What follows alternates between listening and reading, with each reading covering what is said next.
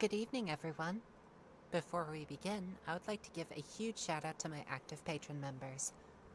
A big thank you to Strifes, Brayden, Albedo Jen, Maya Proctor, a donator on the internet, Kalira Star, Jane the Zinni, Ironia, Lexendor Devunt, Azalea, Battlebugs, Nodentur, Envious Nova, Indie Goblin, Rachel C., Makoto, Spam Juniper Turn, Aelin, Lavish Hair, Azura Akamor, Nobody at All, Agatha, Ragecat 888, Amy Wires, The Octahat, Evelyn Puppy, Rosebud, Fish Salad, Sarha Smith, Valkyr Tenno, Galahad, Selgor Agaris, Marissa Crescidisame, Benifer the Potato, Genetic Zero, ZT Mackin, Queen of all Dread Boys, Void Dweller, T35, Elster's Shiny Things,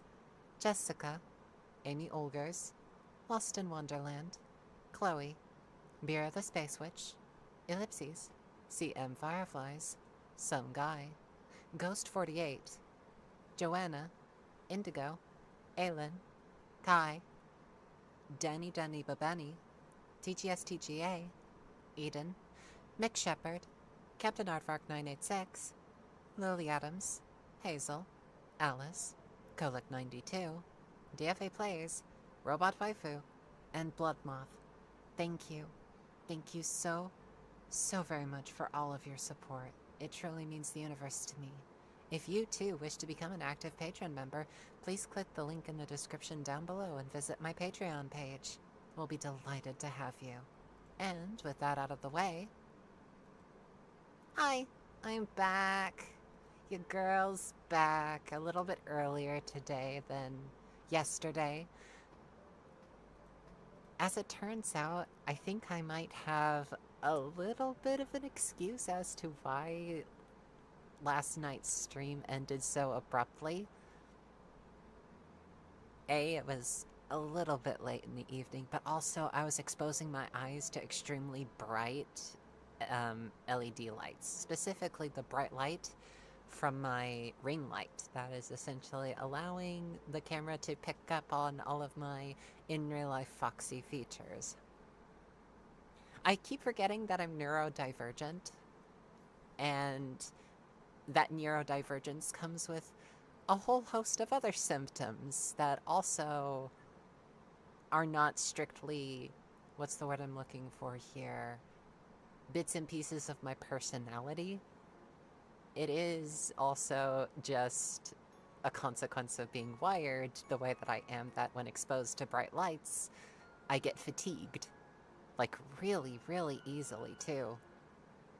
I've toned down the light a little bit. It has a nifty little tone down setting to make it not quite as bright. And seeing as there is still a little bit of ambient light in the room, probably going to be okay.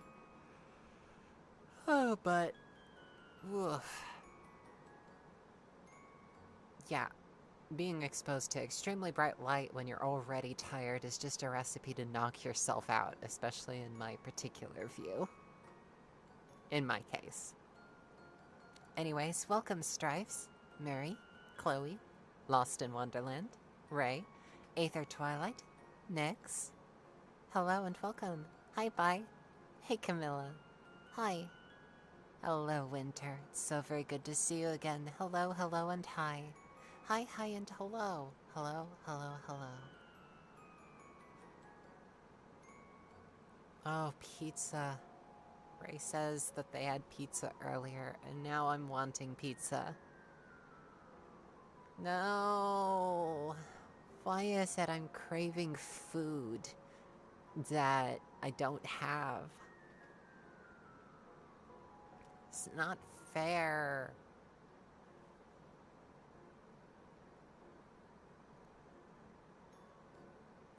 And Nyx had pizza with their family? Pain. Ray also watched Obsession for the first time? Yeah, I'll bet it was a wild movie.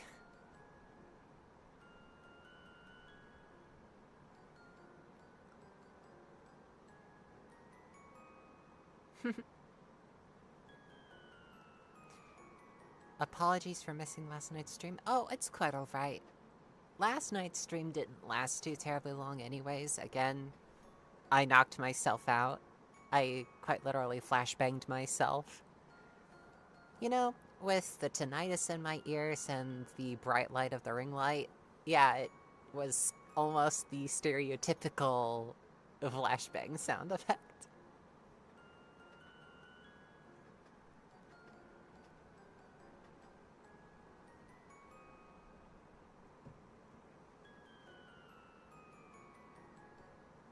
Yes, I am also neurodivergent, although I've not been formally diagnosed by any hospital, so keep that with a grain of salt. I do, however, have a whole slew of what you would call the stereotypical symptoms, as well as the stereotypical symptoms of being ADHD. I mean, have you seen my upload schedule? Very randomized. I am my own random number generator. 72, by the way. Anyways, yeah, it's hard for me to keep up executive function. It's very easy for me to be distracted, especially by things like hunger or fatigue, as you've no doubt guessed. It's hard for me to power through fatigue when all my body wants to do is just fall asleep.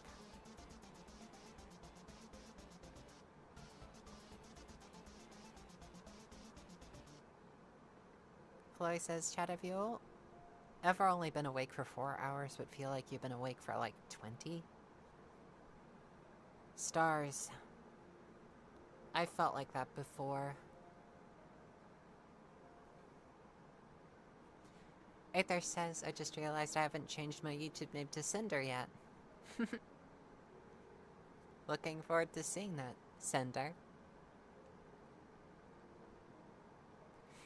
Ray says, oh yeah, my brain is wired differently from most. Surely this just makes me funky and quirky and does not have serious health consequences for me.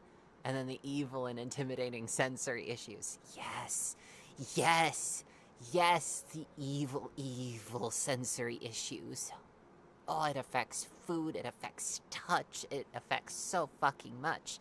And realizing that I wasn't a particularly difficult child in that regard. I was just built different.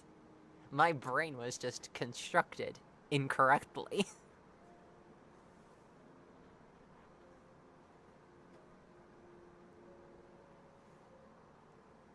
It was built to specs that were not made for this particular form.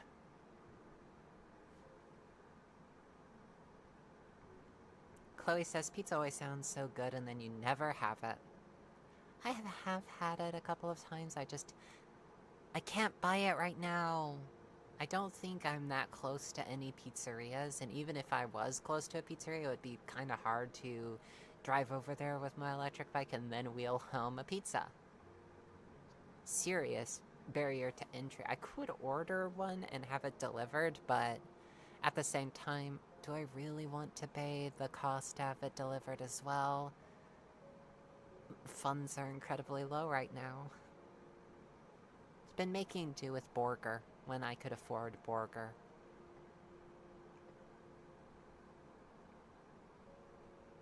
Hot dogs are really good too. Ray says, brain blasting you my pepperoni pizza to give you at least some solace. I don't think I should have all of the pizza, Emmy. I think that I should have only one. One pizza. There are many like it, but this one is mine.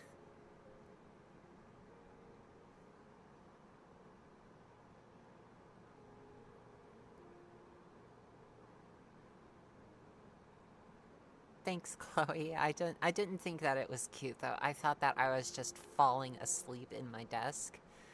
And I just... Sorry, I'm just yelling all of a sudden. Nick says, I have been peer-reviewed by many, many friends for many things.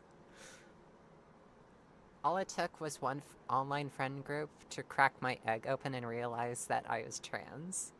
Before then, I had some inkling that I had a smattering of the spicy neurochems. I had the spicy neurochemistry.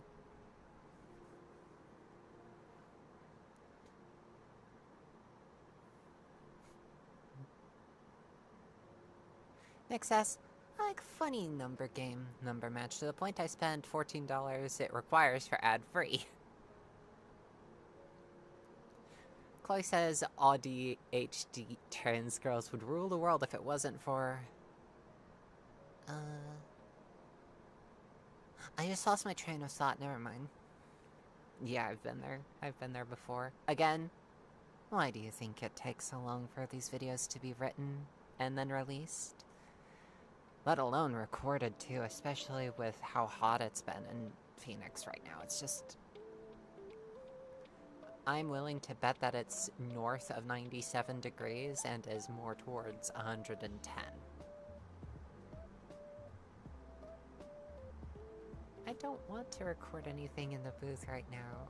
Recording anything in the booth right now sounds like a bad time. And anything that sounds like a bad time right now, I don't want to do right now. Pizza Marxism, maybe, from each each according to their pizza making ability to each according to their pizza eating needs. Yes, Sammy. Yes. Ray says, yeah, I'm built different. Built incorrectly. They put the wrong screws in me and changed the operating system twice. Help!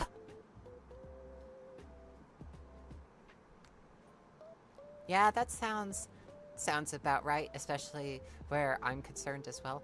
Although it doesn't feel like they changed the operating system at all, at least not in the same way that Windows is. I think that they just made slight alterations to the code and introduced some malware here and there, which introduces several new and quirky little bugs to my operating system.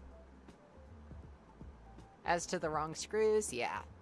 They put nuts, bolts, and screws in places that should not belong.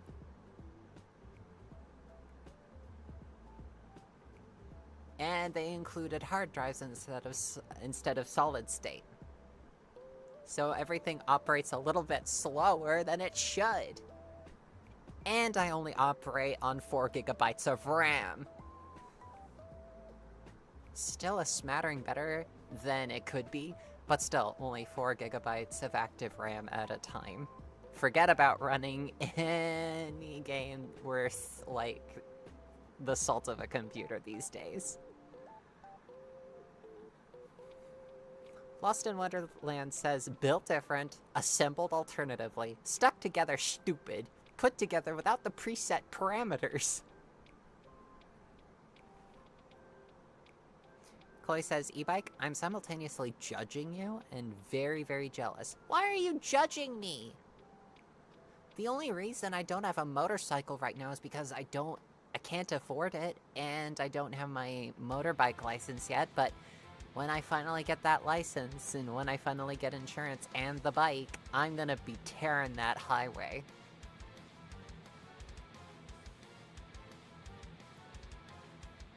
But yeah, I don't judge you for the vehicle you ride, so don't judge me.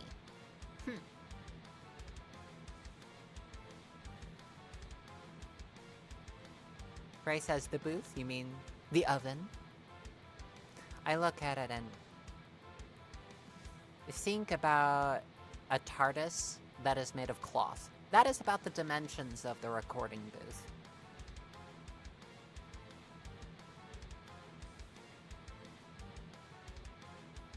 So yeah, just imagine every single time I'm opening the doors to the recording booth, it's just the TARDIS door sound opening and closing. I wish. Now I just kind of want to have a more solid recording booth. Still got that cloth lining, but I kind of want it to be painted to look like the TARDIS. I don't know, I'm a huge nerd, okay? I'm sorry. Mary says, bugs? Nah, that's just fox floof.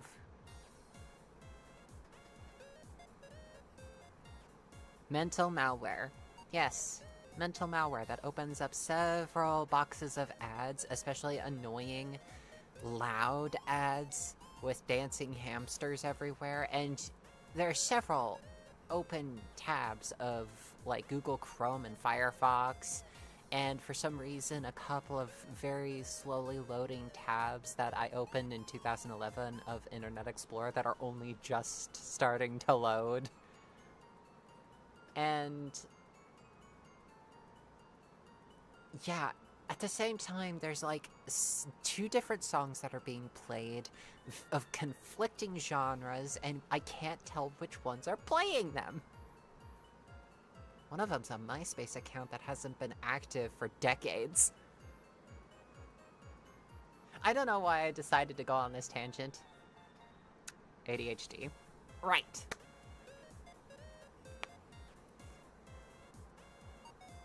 Chloe says, my brain operates on 128 gigabytes of RAM, but someone opened too many Chrome tabs and didn't close them.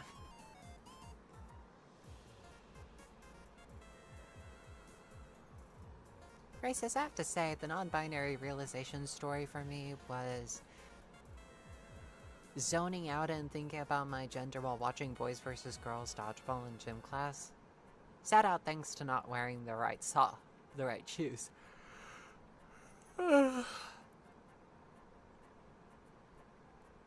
Chloe says, I had severe near egg crack moments, but because of internalized transphobia and me living in the southern US, I backpedaled like 5 times. I think I backpedaled once from the idea that I needed to... It was such a stupid conversation, too. I tried to open up to my blood siblings about the feelings that I was having at the time, which now I realize was I was on the cusp of coming out as trans in the year 2016, a full 4 years earlier than what I ended up doing. And it all got ruined by, of all people, my blood mother deciding to interject herself into a conversation that did not ask for her.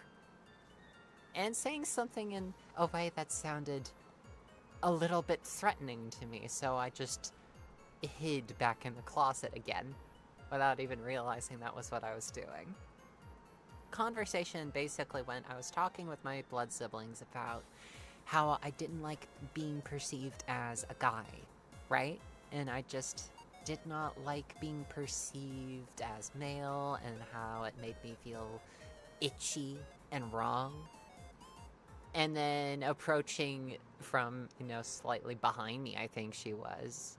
I was in the kitchen, and she was in the dining area. She approaches slightly behind me, having, walked in and overheard that part of the conversation, says, oh, do we need to arrange for you to meet a doctor or something? And I don't know why. It sounded so fucking threatening to me. It's like, oh, do we need to schedule an appointment with your doctor? The fuck you mean? What does that mean?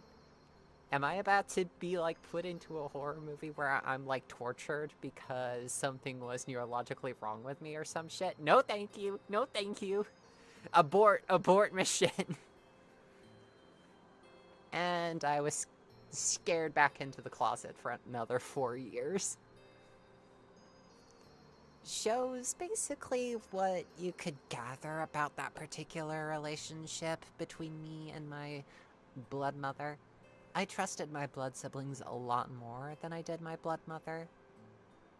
We bitched about the same things. We had very similar issues with the way things were being run, although I do know that we bumped heads a lot on other issues as well. And I'm not gonna lie, I made my blood siblings' lives an absolute hell at certain points. A level of hell that they didn't deserve to go through, so... On the off chance that they tune into this stream for whatever reason, whether it's either to check up on me or to... I don't know why they would be, tuning in to watch this stream, but if they do, I just want to say that I am incredibly sorry for that. It was horrible, and I shouldn't have done that to you.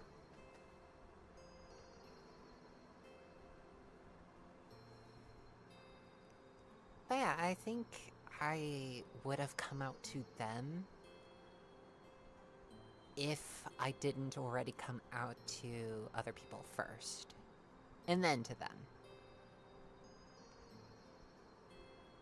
The night my egg cracked was a big one, although I don't think many other people knew it. Shaved all of my facial hair. First time I ever shaved, by the way, that was a little bit hair-raising. But yeah, I felt gender affirmed for the first time, and holy crap, it was like I'd been living in grayscale most of my life, and then everything just was in sharp contrast. Full saturation. Now things are settled back into a more reasonable hue, but things felt so very vibrant back in the early days of me being relatively out and myself. I took it slowly. Took it really slowly. Oh, stars, that was a very interesting several months as I was figuring out what I liked, what I didn't like, and what I wanted to dress in. I remember being so nervous about trying on a skirt for the first time. The very first skirt I bought was this, like, midi skirt from Amazon. Believe it or not, I still have it, and I still wear that skirt to this day. The first one I ever got. I think that's great. Settling on a name was more happenstance. I called a few characters of mine, Nico, because I've read, like, a couple of stories where there's, like, a demon seed character from The Legend of Eli Mompress. So I started, like, calling a couple of my self-insert characters Nico.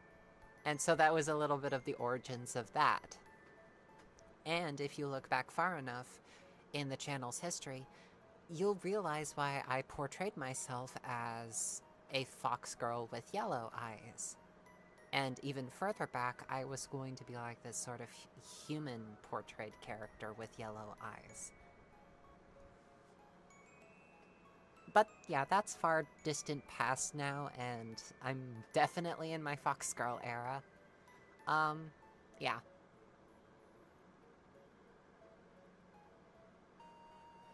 I was in a Discord server that I have long since left. And after a bit, one of them said, Nico sounds a little bit masculine. How about I call you Nicole instead? And it was like another puzzle piece that snapped into place. I was like, okay, yeah, I like that. I like Nicole. Nicole sounds great. I'm going to be Nicole from here on out. And then I remembered later that I actually have an aunt named Nicole. So it's like, well, and she found that extremely flattering.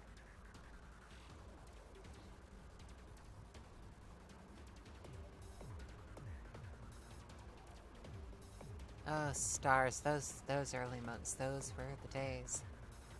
I remember, this story, it's been on repeat in my skull.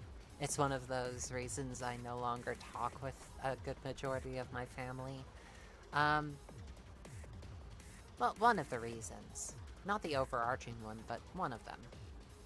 And it's a very small one, too. And I doubt that the people involved even really remember that incident. It was when I was talking about getting on HRT for the first time. When I was living in Southern California, I was on, essentially, my blood father's insurance. And I would be until the age of 26. Fun fact, I'm turning 26 this year. But I technically got off of my father's insurance a lot earlier, so I've just been kind of winging it by myself ever since I left. But because I was, like, in with my father's insurance, I was relatively covered for gender treatments when I was still living in Cali. I still needed to pay for my HRT. And when I made mention of the fact that I was planning on getting HRT and that, yeah, it would probably cost around like $30 a pop, my blood uncle immediately turned to me and said, "You're not doing that."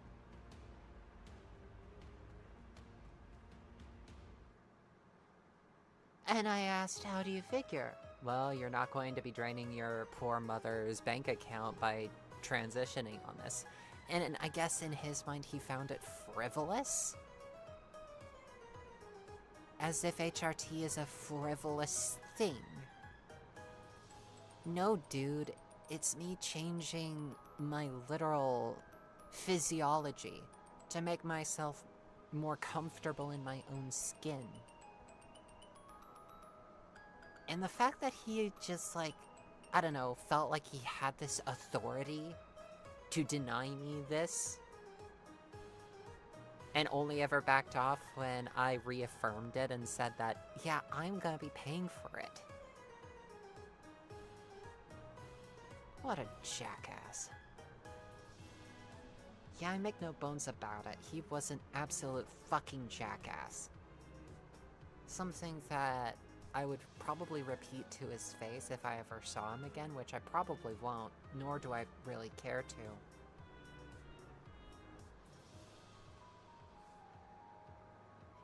Yeah, and the bastard also did use my dead name and my old misgendering me as a cudgel whenever I pissed him off.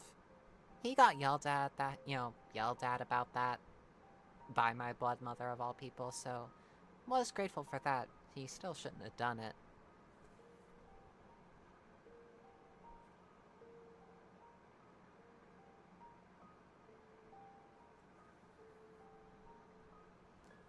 The man does not know how to handle emotions, I've realized. He does not know how to talk about his frustrations out in the open.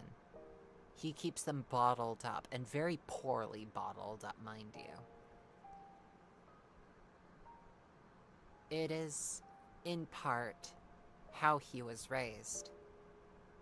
But he has had several decades to learn better, to learn how to become more emotionally intelligent, to express his feelings in a way that does not cause destruction to the people around him. He's had decades to learn this stuff. And he still needs to be yelled at in order to stop doing certain things.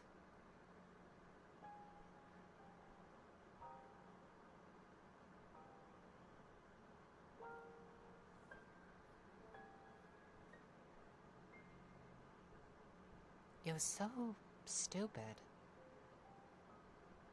And there were certain things that he and I bonded on. Certain things that I still remember fondly of our time together. I suppose that's like the most frustrating fucking thing about it is there are still some good memories that I have of him. And there are still some good memories that I have of my blood mother. But I can't set the negative memories aside. I can't set the bad shit aside by virtue of the good they have done. I can't.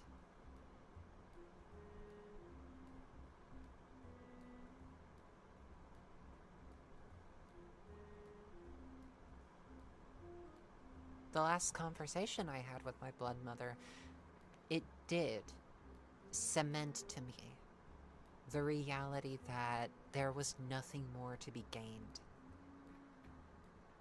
I would not be a positive influence in my blood mother's life, because I would constantly be reminded of how crap shit had been. about... I mean, hell, even from the accusations that she lobbed at me. That I've talked about here, of course.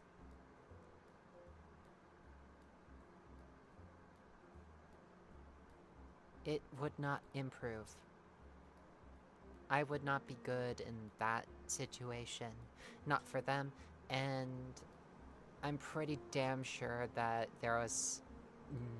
there'd be no benefit for me to interact with her further from that point on. Simply because she would continue to be an apologist for her brother's behavior and continue to, well, point out my flaws. Granted, I do think that my flaws should be pointed out. I see no harm in that, no. But she also was false about a good many things. Yeah, she was wrong about a good many things. I'm not quite the person that I was when I first left. Yeah, I do think that I was an awful person, living in that environment. But I think that the person I am now is in spite of how I was raised there. In spite of all of the horrible stuff that's happened. The stuff that happened to me and because of me. I like to think that I've improved. And if someone walks up to me and says, hey, you haven't improved, and here's why, I think that these days I'm more inclined to listen. And to reflect on my own actions a bit more instead of immediately jumping to my own defense. As I so often did in those days.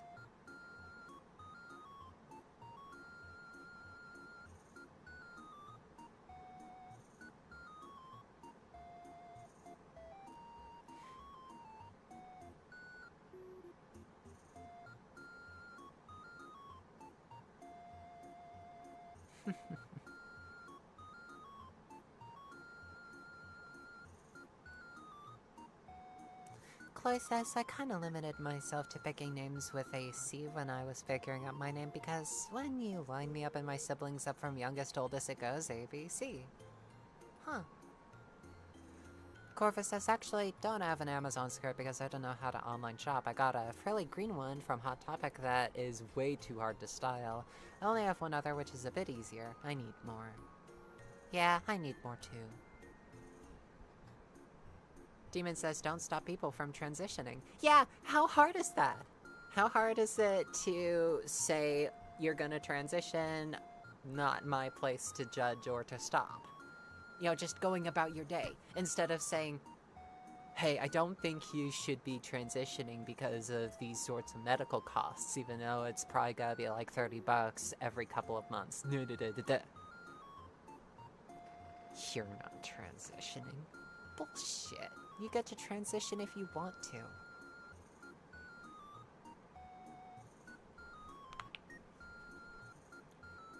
Brenwyn says, passive aggression is an abuse tactic. It is. It very much is, and I used to be very passive aggressive, especially living there. I learned it from watching them. It's taken a while for me to deal with the fact that the cycle stops here. The buck stops with me. I'm not going to continue this sort of cycle of tearing into other people, even by, like, passive aggression. I fight against that. I fight against those sorts of instincts daily sometimes.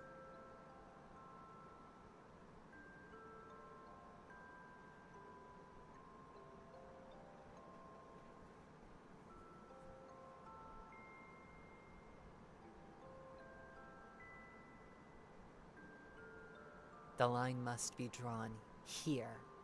This far, no farther. Took that little ditty from Captain Picard. Though the context of that scene was very different. He was very much a victim of his own traumas in that movie.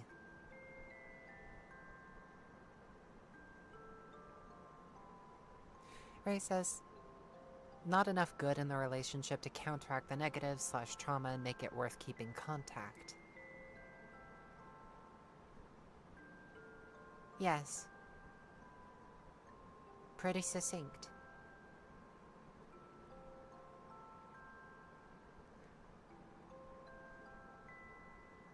Bronwyn says, not a child's job to support their parents.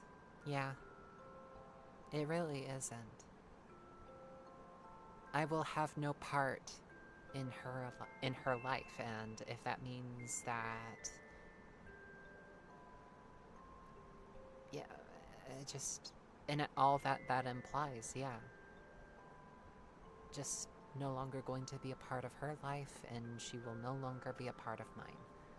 She still, sometimes, lives in my skull, for lack of a better term. I deal with the trauma that she has placed upon my psyche, as it were. I live with that, and I do my best to excise her daily.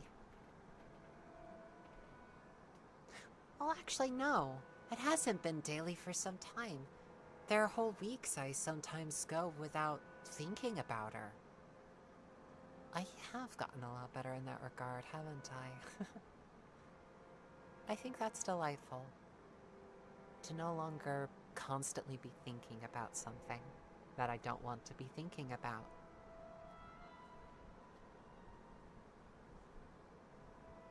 Ray says, and you were the child in the relationship. That much responsibility on your shoulders is just not fair to you. Demon says, trauma is never good. It ruins so many things. Even with therapy, the trauma never goes away. Ray says, no such thing as a perfect victim, you know? Of course you're not perfect. You're only human. But you're actively trying to improve and change for the better, unlike your so-called blood family. I will say that my blood siblings have a good chance of getting away from her as well. Sure, from the last report that I ever got, sure, they were living basically still full-time with them, but I do think that they have a high chance of getting away as well. I've got hope for them. And should they escape, I'll be happy. No matter what, I'll be happy. So long as they're safe, you know? We will never have the sort of close relationship that was demonstrated here and there through the cracks. Through the brokenness of how I acted and how they reacted to how I acted, and the back and forth of the traumas that we delivered to one another. There will be no illusion of closeness. I know that. I'm okay with that. I've made peace with that. If they get away, kudos.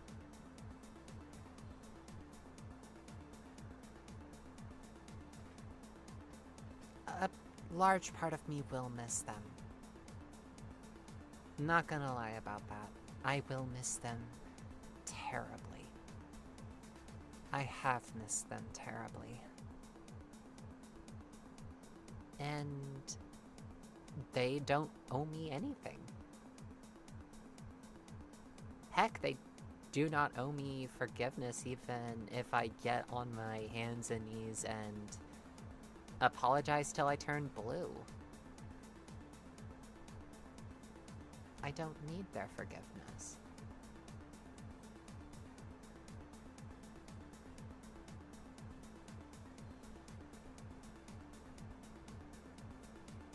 All that matters is I'm a better person than the one that left that house 3 years ago.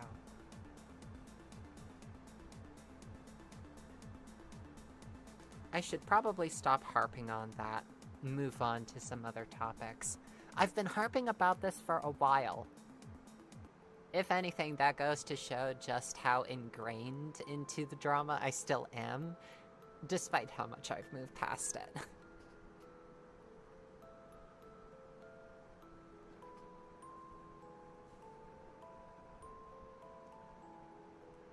Chloe says, in a perfect word, we shouldn't have medical costs, or at least have very, very low costs. Ray says, and it takes a lot of patience, self-reflection, and courage to do that. You've been doing a lot of good work for yourself and the people around you now. Chloe says, are you ever gonna do part 7 of that AI series? Okay, Chloe, big news regarding that. I'm writing a remake for it. The Yandere AI is getting a remake, just as Yandere General is. I'm still trying to work on Yandere General. I want to finish episode 7. I want to finish the finale, number 8. It's been a long time coming. I just...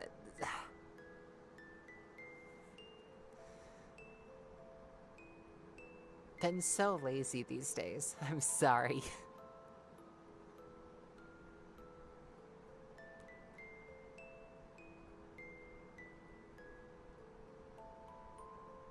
Demon says, becoming trans, if someone asks me for my opinion, I say my opinion does not matter. As long as you are happy, then that is all that matters. Ray says, you should be proud. It took a lot for you to get to this point. Speaks to the wonderful woman you've become. I hope your siblings do get away from that mess too. You've got to be able to forgive yourself too. There are certain things that I do forgive myself for.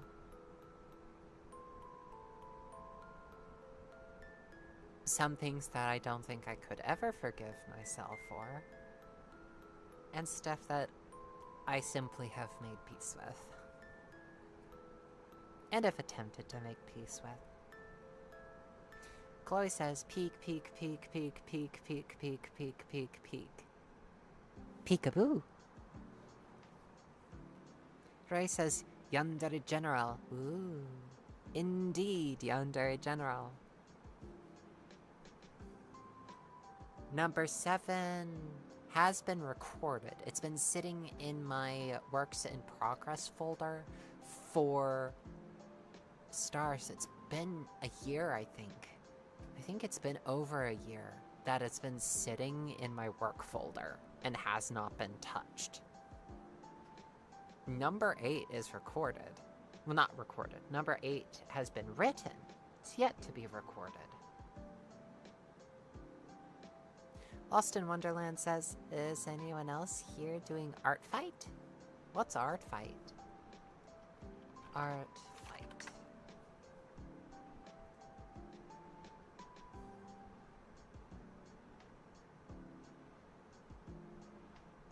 Huh. That's neat. I'm not that talented an artist. Even my 3D animation is riffs on what other people have done.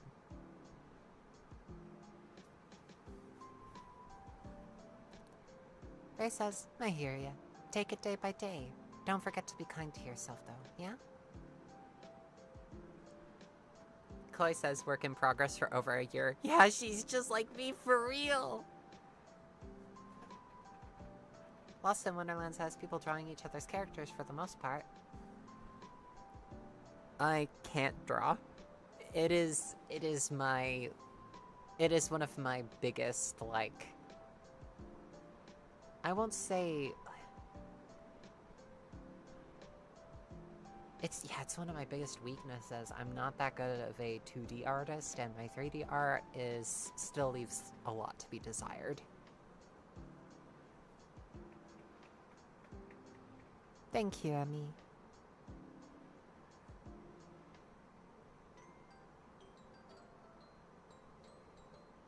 Corva says, I too have been painfully lazy recently. I've genuinely spent frightening amounts of these past days sleeping, and of the time I spend awake I've been trying to do watercolor painting, but I'm slow.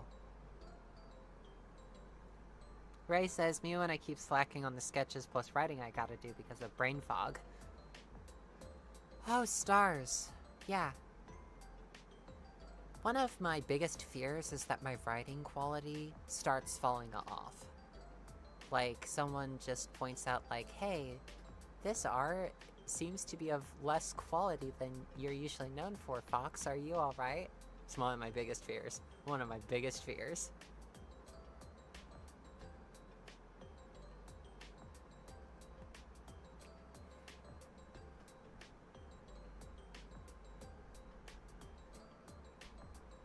Lost in Wonderland says, I mean, I'm also not great at drawing, but I've been skirting by with pixel bead art. Nice! Race us into the Chloe-verse.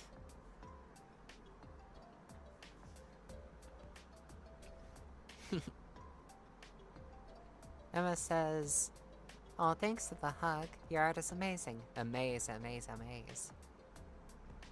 And then Chloe's like, it's Rocky! Amaze, amaze, amaze. Hi, Grace. So Rocky not die in Grace atmosphere. Me come up. Dirty, dirty, dirty, dirty. Why so messy? This room is boring.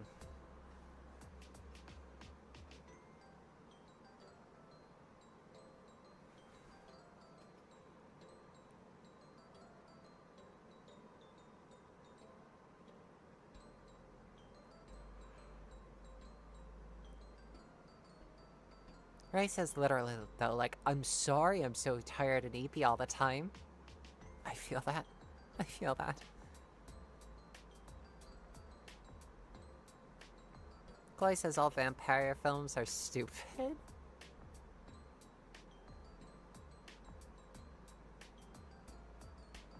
Are there no good vampire films? Okay, query. What if one of my vampire audios was adapted for film? How would that be, exactly? How would that, like, look like?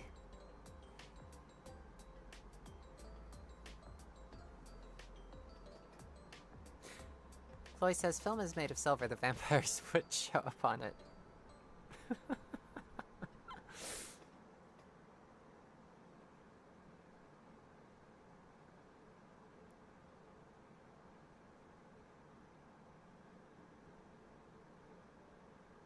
Ray says, I keep getting vampire ASMR videos in my recommended. Jonathan, your tubes knows. Movie Star Fox?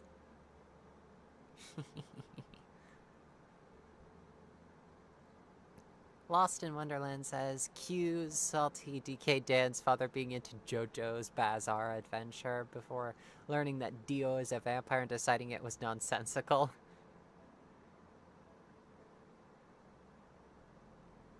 Fair enough, beans.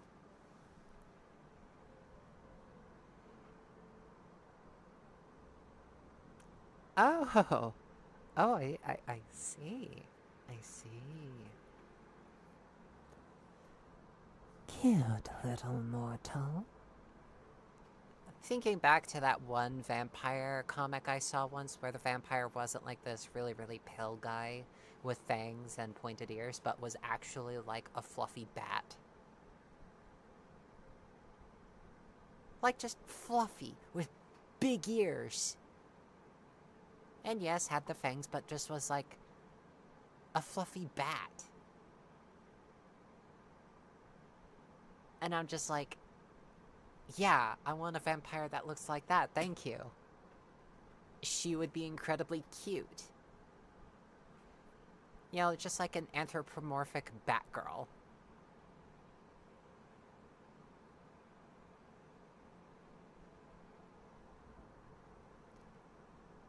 Oh, hello, dear. Welcome to my library. Oh, please, won't you come in and take a seat? You look like you're a little bit wobbly on your feet there. Oh, don't worry. I know a thing or two about healing injuries. It's in a couple of tomes back here. If you would like, I could find you a nice book to read. Oh, what would be your taste? Some fantasy, adventure? Or perhaps I can interest you in a couple of botanical volumes that I have here. Or an encyclopedia.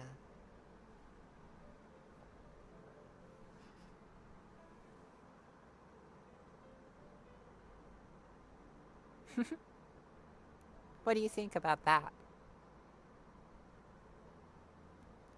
Yeah, just like a slightly soft-spoken vampire girl. Well, yes, I know that I'm a little bit fluffier. This is what vampires truly look like. A lot fluffier than humans, but we make do.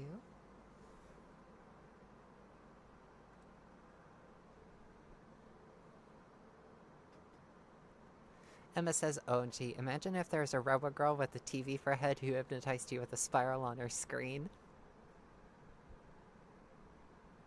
That idea!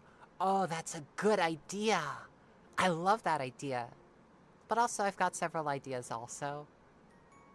I have the Kylium, for example. And force-femming people into Kylium units as well. Drones making drones making drones.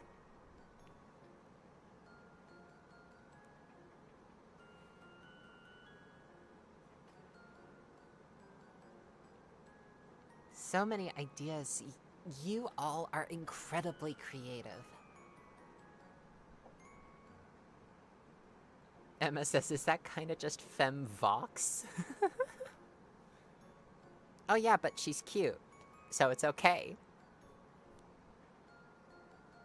And more robotic, so thinking more android instead of whatever Vox is.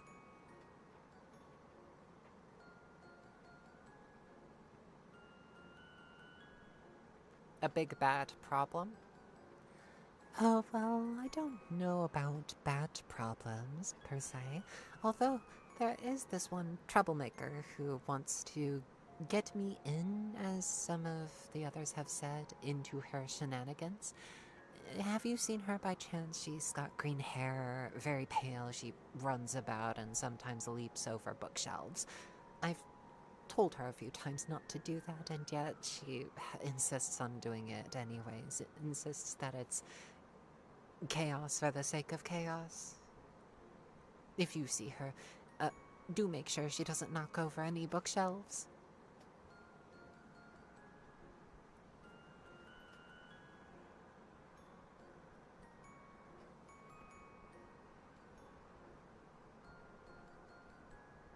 Chat, anyone else on a mint condition 27-inch Sony Trinitron?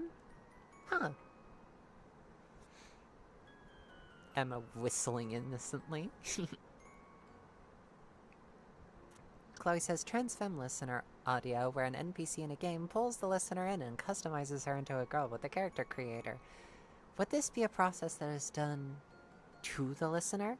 And ergo, would the listener have stuff done to her that, besides like being transgendered, would be like done without the listener's consent? Like messing about with the sliders?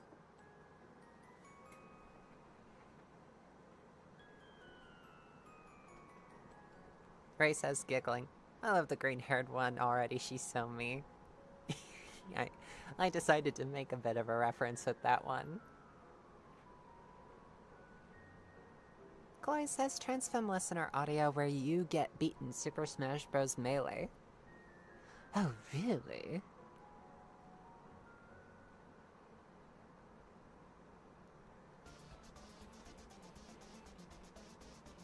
So many wonderful ideas. So many wonderful ideas. I've also had several ideas for conversion audios. I already have one in the works for next year's April Fools. I've affectionately titled it Project Eggbreaker.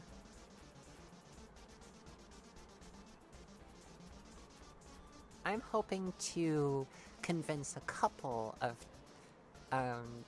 inspire a couple of eggs to crack with that audio.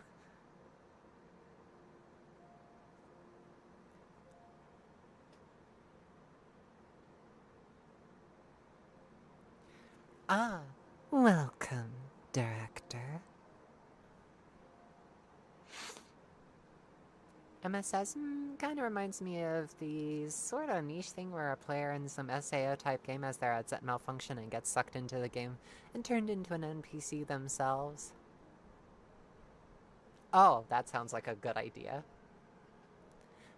Except that it's not SAO, and the other players have the ability to take off their headsets, but when the listener moves to take off her headset, no headset there. She's stuck in the digital realm, a la Tadsy or something. And she slowly comes to the horrible realization that she's become an NPC in the game.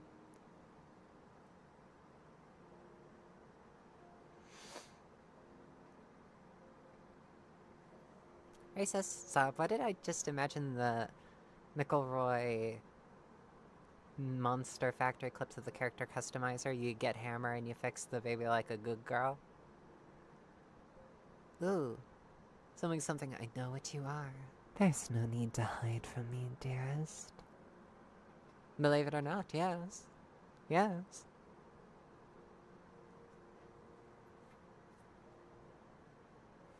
Corva says, also on the topic of vampires, a thing I love is submissive vampire listener audios. I've seen so few of them, but I love them. A human manipulating a vampire into being her pet for blood is just... Chloe says, a digital circus, perhaps. Is it an amazing digital circus? Say that again.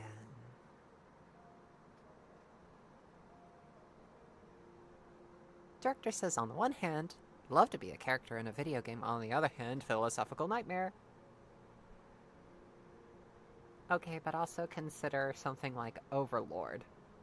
Except not quite as power fantasy, where a player gets, like, you know, plays a game, has fun, goes to take their headset off, and comes to that horrible realization that they've been overlorded, essentially.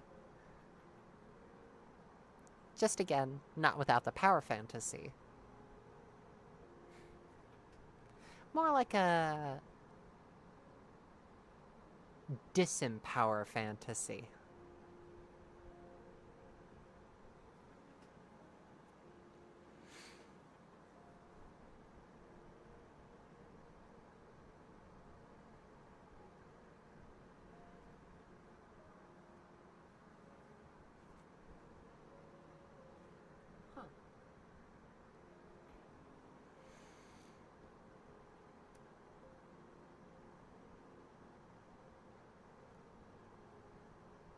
I'm getting bad ideas, chat. I'm getting so many horrible ideas about taking my bike and going over to a local joint and picking up some food later. I don't have the money for it. I shouldn't be doing that. But I've been getting that idea.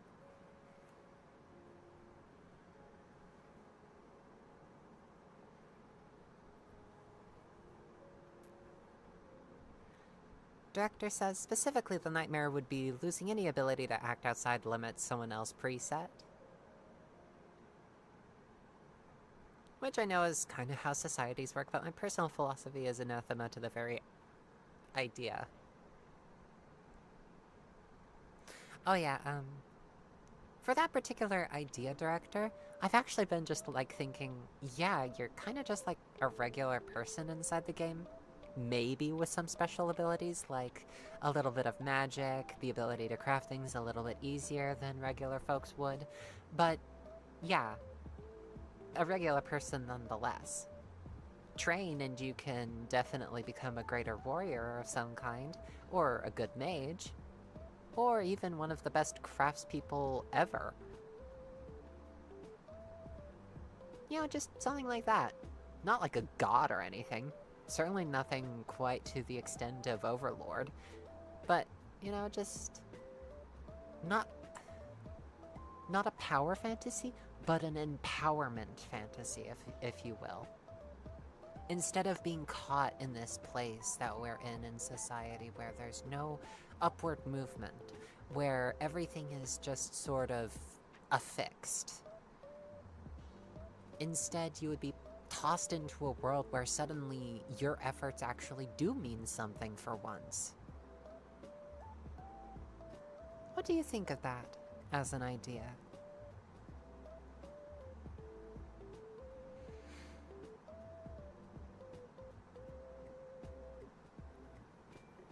Chloe says, if everyone pitches $1, we can get this silly cutie some food. Oh, stars. Oh, stars. Are we making this seriously like a Wikipedia ad thing? If only 1% of people donate a certain amount of cash, then this foxo can eat another day. Oh, stars.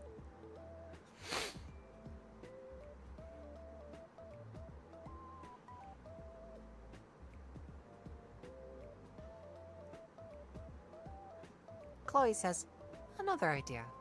Frankenstein, but the doctor's creating herself a girlfriend. I think that there are some ethical constraints to that I can't really get around. Emma says, bonus points if it's like a kind of unhinged vampire hunter type. And it's like, hey, I think I'm gonna keep you. Oh, what's that? Trying to escape? No, I've rigged the exit with UV lights. That's just mean.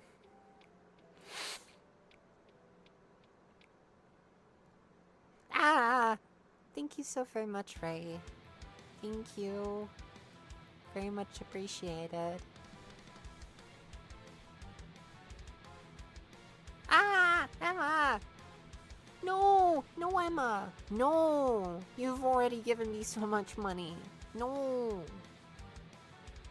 No, no, no, no, no, no, no, no, no. Thank you, but no.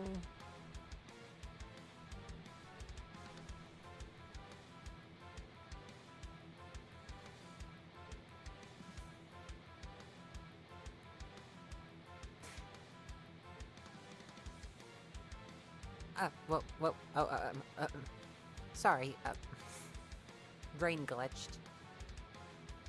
Ray says, see, this is why I can't get into isekais that aren't Yuri. I keep tuning into that one Yu-Gi-Oh meme of, it should have been me, not him! Ray says, so you want to ride your bike? Who you want to ride your bike so bad? Clay says, everyone... Emma says, silly thing, this bunker's in the middle of the desert. It'll be day before you get to the nearest shade. No, you'll be staying right here with me.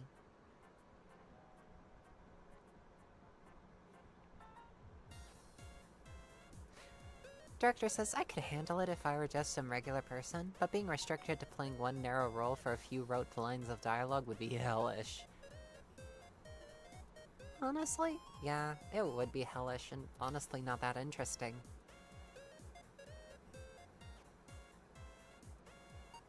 Ah, Project Lilimfier, it's so good to see you. Emma says, potion seller. I want to buy your strongest potion. You cannot handle my potions.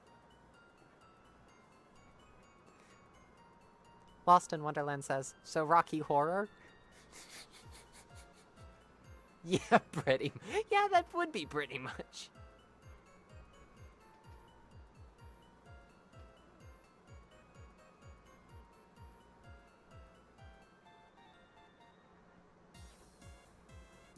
Chloe says, give to Fox all our money. No, I don't want all of your money, please. Please be financially responsible.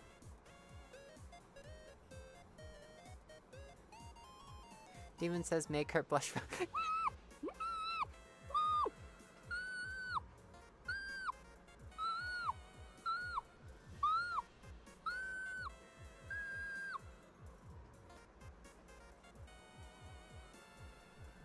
Sorry. Started really freaking out about that prospect. It just gave me flashbacks to when people donated like $500 in a single stream. That was a lot.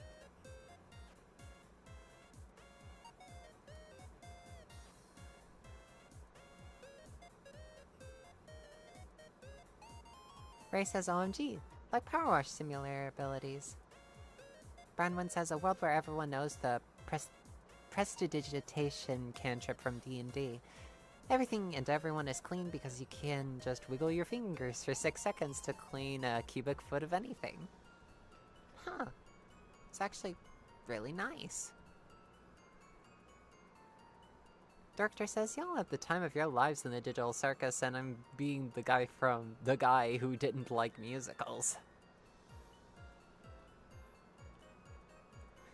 I'm so sorry, Chloe. This is why I say please be financially responsible for me. Ray says, okay, but literally you're like a squishy, a squeaky squishmallow. It's awesome.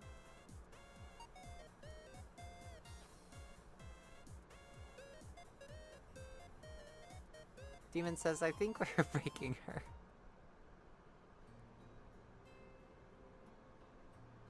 I might give the guy who didn't like musicals a shot.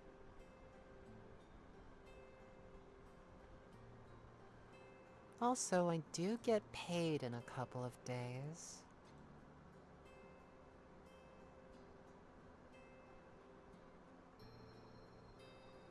Chloe says, girl, don't worry. I'd never be financially responsible. No! Ray says, I gotta watch more Star Kid productions, actually. Also, welcome home! Everyone say welcome home to our brilliant Akira, the Demon Fox. Welcome home! What you got there? I'll take a sip of that coffee. It's really hot. I need to warm up my body. When I got out, I could really feel my fingers and toes. Oh yeah, despite the fact that we live in the desert, my big sister is working someplace that is incredibly refrigerated, so she's cold. It's okay, you can drop the name. I don't think they're gonna come after me. Akira? I know. Oh, dropping the name? I don't remember where you work, so that literally wasn't a concern right now. Oh, sorry. I work at HelloFresh. Yeah, she's a HelloFresher. Not sponsored. Never sponsored by them. Just a worker. I work for them about 40 hours a week. Corva says, I can't spell welcome. Welcome home, Akira. Ray says, the Macaria calls to me, the Mochas Drias.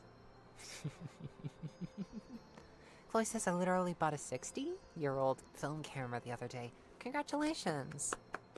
Also, everyone's saying welcome home, big sister. Thank you. Pet the fox. I'm petting her. Good girl. Good girl.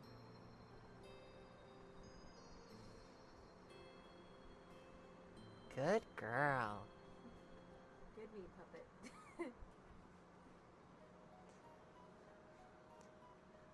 Please hold our darling still. Of course. Shh. Don't try to struggle. I'm not gonna hurt you. Sorry if my voice is a little bit raspy. Oh no, it was lovely. Everyone, please tell my big sis how she does. And hold nothing back. Be as brutally honest as you care to be. She is far too hard on herself. Thanks. Yes, and Akira, my big sister, was a part of the original Yandere AI series, and she is reprising her role. Also, welcome, Seriko. Welcome, welcome. Emma says, you make me bark. Good girl.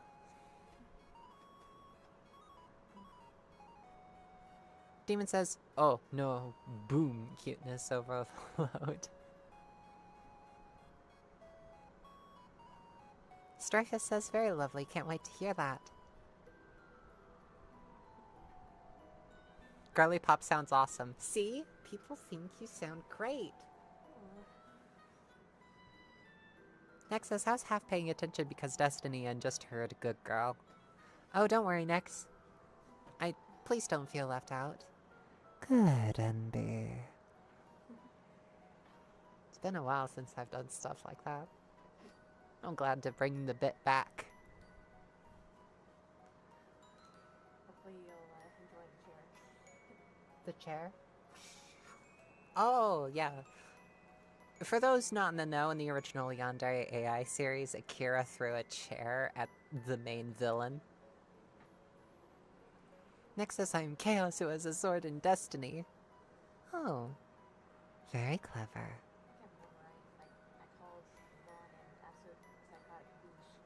Don't worry, my nose is protected.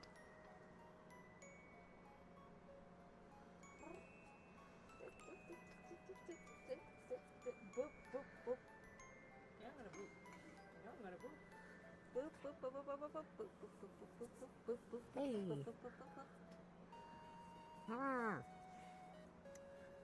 Oh, steel chair. Akira with the steel chair! Yeah. Hey, stop that! Let me move. Let me move. Okay, fine, one. Boop, boop. What did I say? I'm greedy. You're gonna let me boop then. Hey.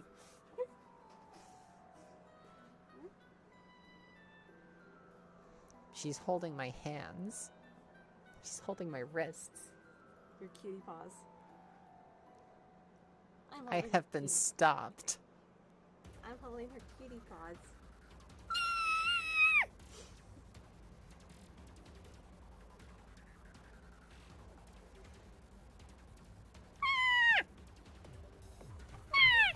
Oh, hug.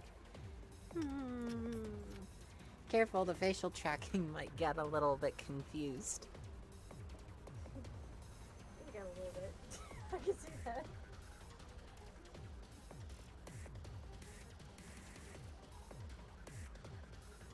Demon says, what the fuck was that sound? Her cutie noise. Yeah, sometimes I just like randomly scream.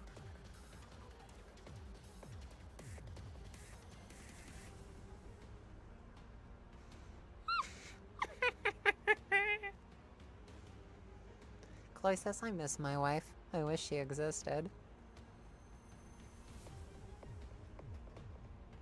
Ray says, hey, it's what foxes do.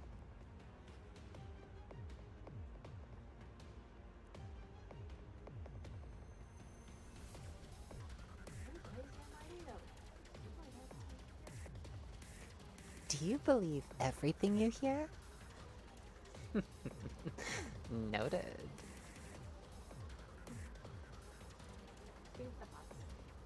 Demon says, no, they scream.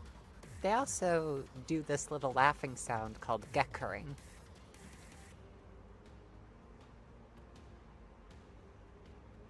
Loud? Very loud. I'm sorry. Director says, you know that Markiplier clip where he says, I don't think I've said a word in the past few hours, just big noises.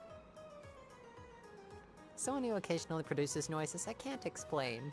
I wish I did more, to be honest. Usually they're unexplainable. Geckering?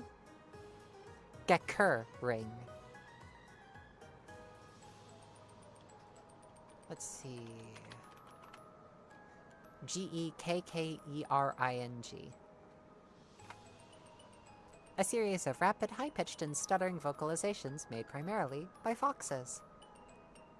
Sounds like a frantic mix of growls, chatters, and screeches, and is used to establish dominance during aggressive confrontations over territory or food, or simply during enthusiastic play between kits.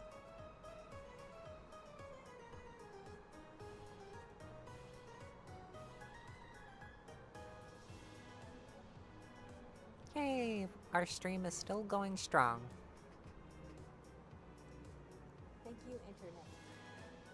Thank you, Internet.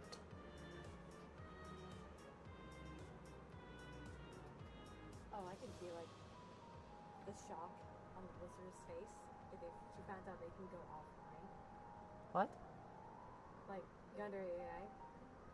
Like, it's like, oh yeah, you don't have any internet. Basically, like, you going, okay, oh, that's cute. We thought you could stop me. Because she's basically everywhere. Pretty much, yes. She pretty much is the internet. Your girl's getting more ideas. She's also in your phone.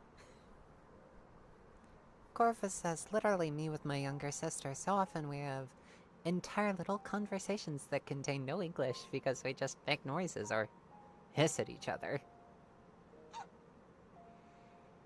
Ray says, the little stream that could. Director says, my sis and I were born quite a while apart, but we've definitely had conversations where we just stared at each other until we got the message.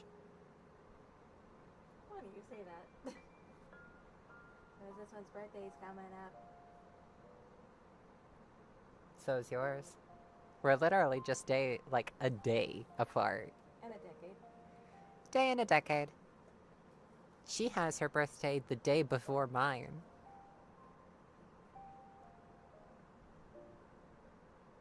Seriko says, in a week, we'll be with partners in person again and can communicate with pure noises proper again. Ray says, the council has decided. You are going into the portal. What portal? This wasn't discussed with me. Chloe says, y'all making me wish I had family. Well, my big sister here's adopted. I adopted her. She adopted me. You're adopted. Wow.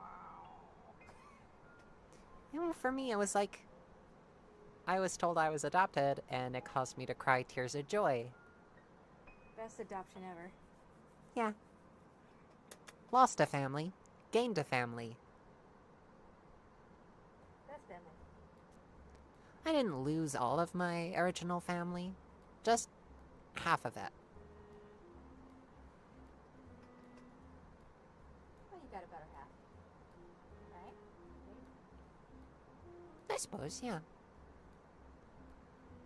Not Brazil. Well, Brazil has better consumer protection laws than the United States, so that might be something that I could get behind a little bit.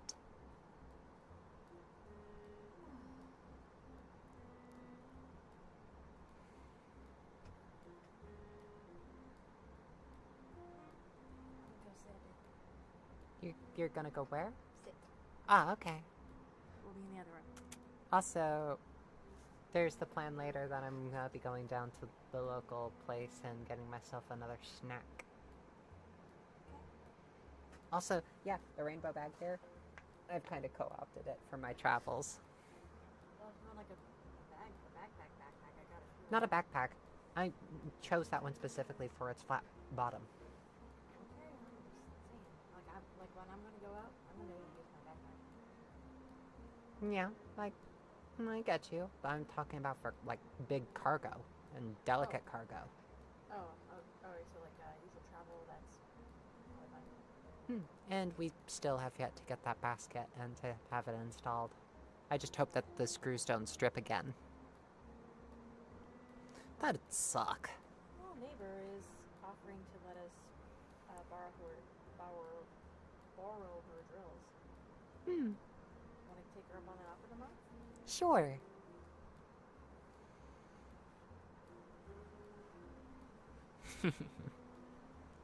Y'all are incredibly cute, too.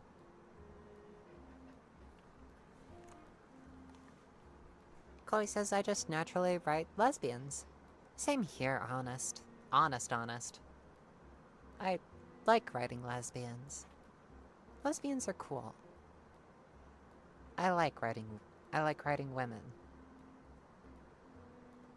Women are just incredibly cool to me.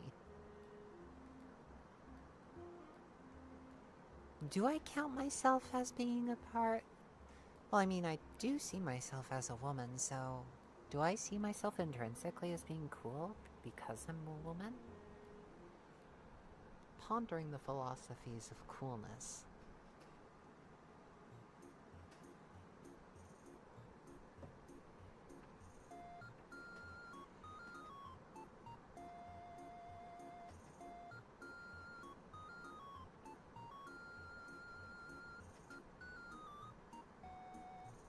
Chloe says, one time I read so much Yuri while sick that I forgot that het people existed. Like I said, there was one point I was writing a script and I just completely forgot that men existed. Like, men of any kind. And it was a blissful few hours.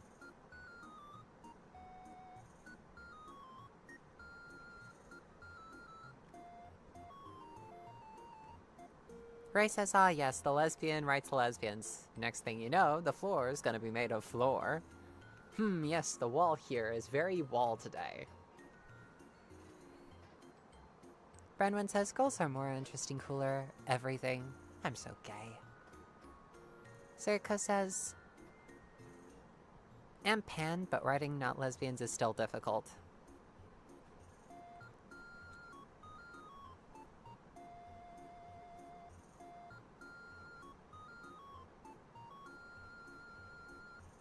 Sometimes I've written lesbian ASMR that has gotten to the point where it could conceivably be written as F4A instead. And, I still count them as being F for F content because I did not envision it as being, audio for men.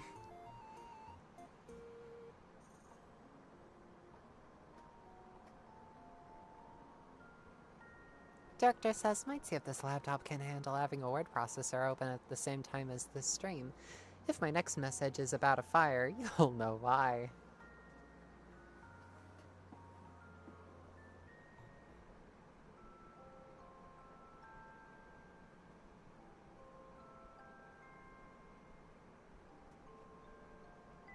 Corvus says, I love that you do that. It makes me so much more comfortable with all your audios to know there was never any chance of a male audience intended. Ray says, one day something lesbian will happen to me after I get this degree someday. We love FRF creators. Demon says, girls are so cool as they can show their emotions and not get screamed at for acting man enough. I don't like that men get told that they're not acting man enough for having emotions and for expressing those emotions.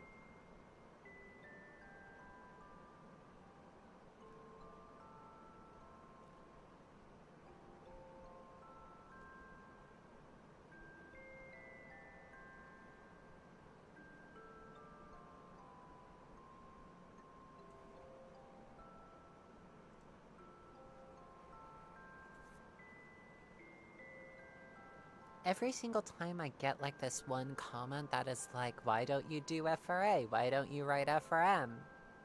I always feel something odd. I always feel this odd sense of annoyance. I always feel this sense of not exactly rage, but annoyance. It's this feeling I get.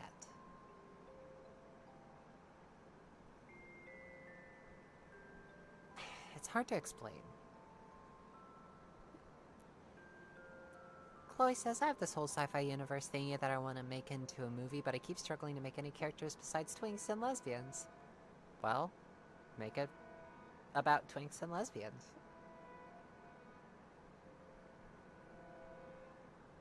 If you want to write a convincing male character, simply write a female character and then switch that character's gender to male. Excellent.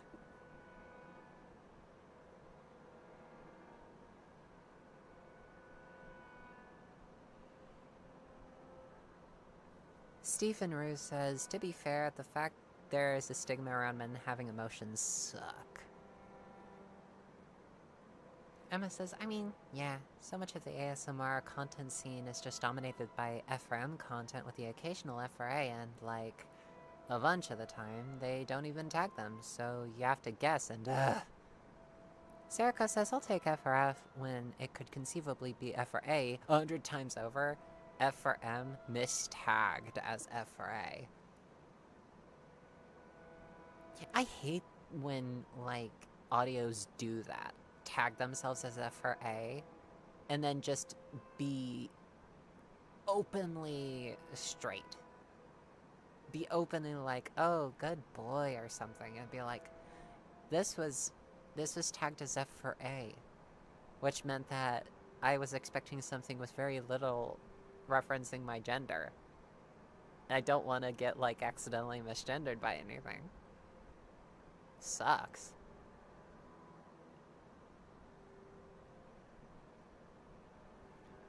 Ray says it's the "what about me" isms that some commenters have, I think.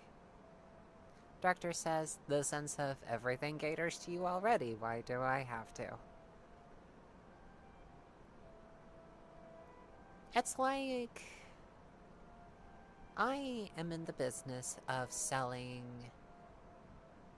frozen yogurt. And having some inconsiderate fuckwit walk up to my frozen yogurt stand and say, hey, where's the sherbet or the ice cream? Despite the fact that it says frozen yogurt and there's absolutely nothing to do with ice cream at my stall. Or even that I just don't sell hot dogs. I am a frozen yogurt stand.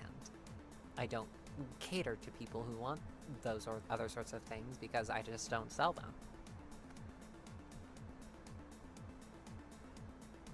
And then just getting pissy at me because I don't agree to sell hot dogs at my frozen yogurt stand. Yeah, Chloe, it's like walking up to a lemonade stand and asking for grapes and... Wait a minute.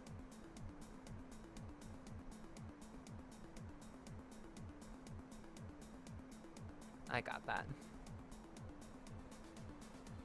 Chloe says, and you know damn well if you give them grapes, they won't even want it.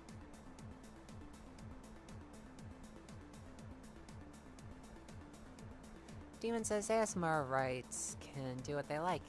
It is sometimes hearing FRA or FRF. Ray says it feels really nice to have creators who are transparent and enthusiastic about making FRF content. I'm really glad to be a part of the niche that writes purely FRF content. FRM simply does not interest me that much. As a matter of fact, the only reason that the April Fool's joke audio is going to be titled FRM is because it's supposed to lure in people who are expecting a FRM audio, and surprise, it's forced fem content.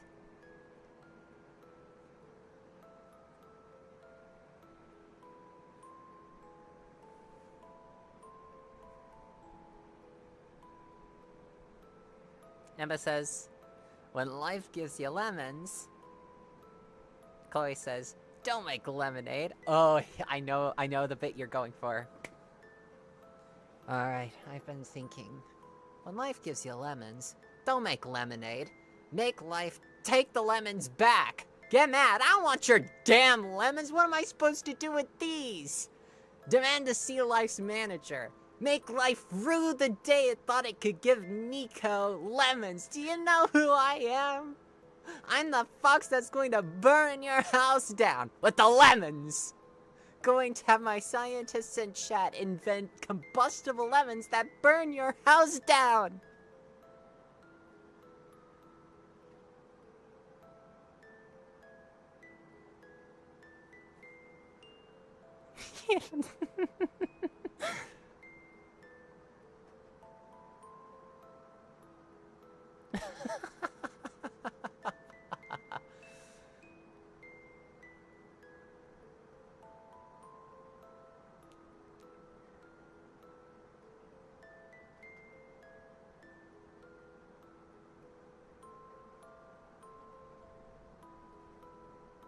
Brandon says, as someone who does everything, I can't ask a customer not to make retail workers' life worse.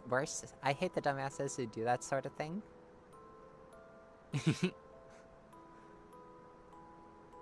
Serica says, that sounds awesome.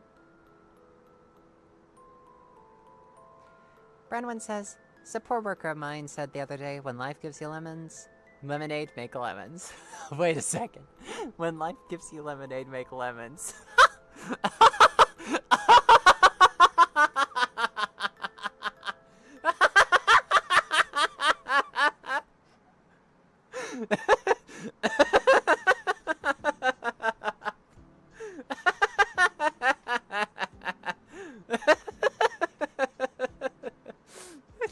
Make lemons. What?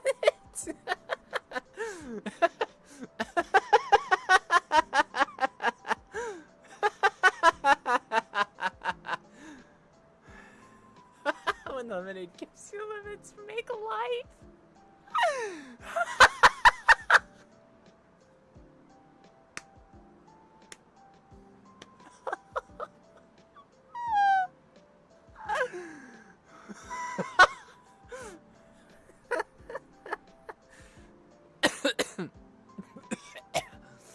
excuse me.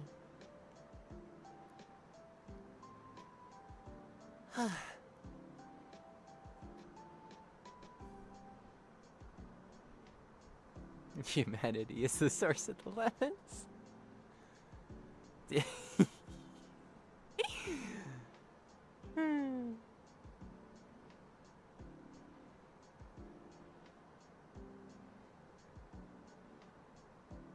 Chloe says, the fox is stomached in laughter. Quick, someone parry her. Corvus says, put the lemons in the squeezer at the negative of whatever setting you squeezed it at. If you unsqueeze them too much, the lemon may turn into a tree.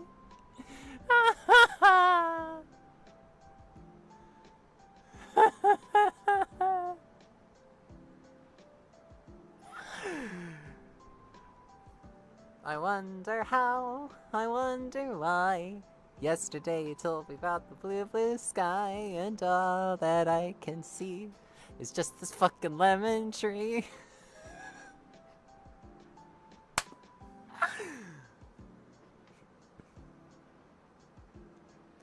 Demon says, girls, how do I unbake a cake?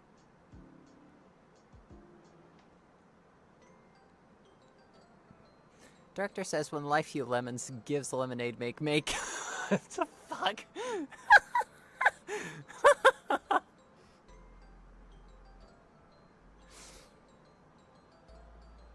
Remind me of the vanilla extract cake. Oh my god, is it what I'm thinking of?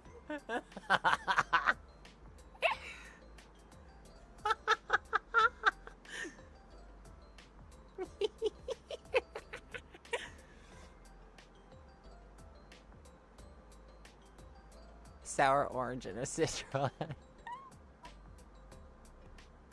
Oh my stars!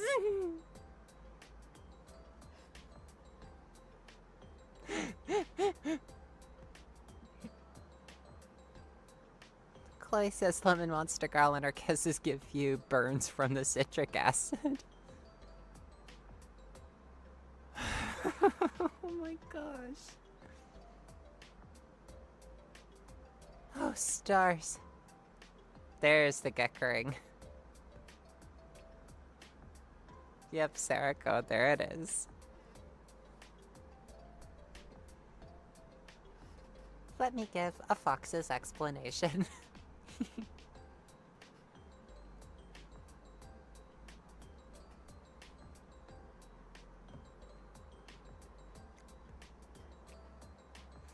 Ray says we combine the lemons we make with the vanilla, the vanilla lemons, we add extract, we cake, and we bake. We bake, and we cake. Director says, at Chloe, we need more plant girls that aren't all Ron, to be honest. Yeah. We need plant girls that aren't all Ron. Though something else that starts with A. It also ends in I.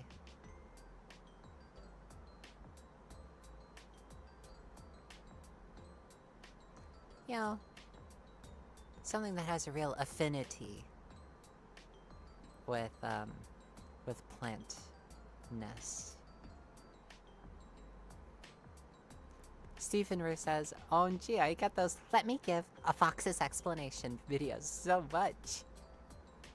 Yeah, she's really cute.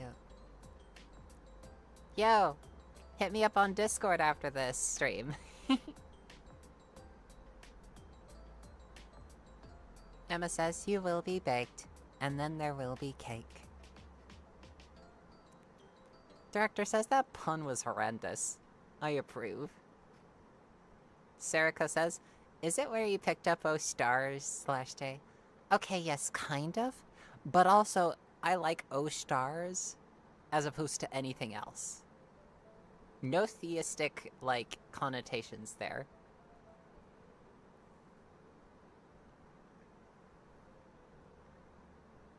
Demon says, of plant girls, the Monster Girl book gives a lot of girls you can use.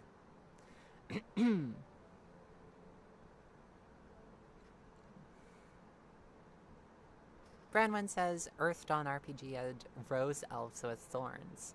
Pathfinder had Leshis, which are tiny, and Goron, which look more like the Sylvari from Guild Wars 2.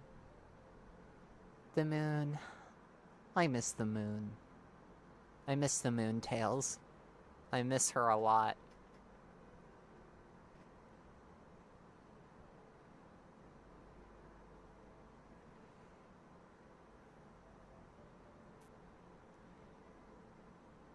Branwen, I just got a horrific idea, but then again I typically think up like a bunch of body horror stuff all the time.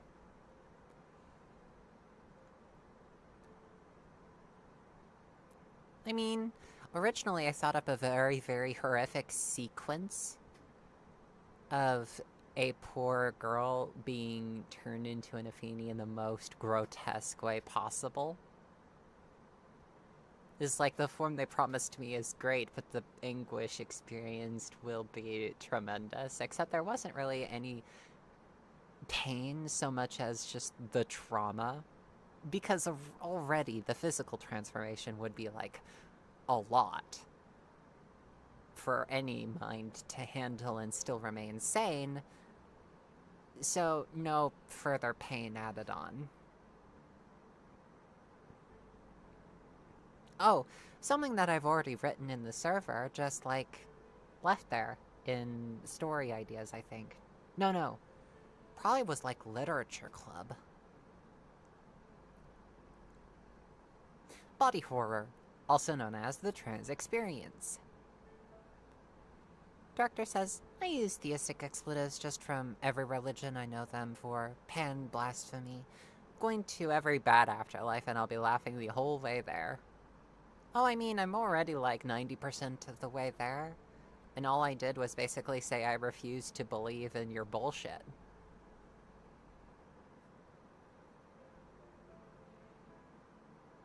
Stephen says, I mean, I'm impartial to Oh Gods, because there are some cool TF/TM inclusive mythologies. Just as I'm impartial to what the hells? Ray says, my moon, my me.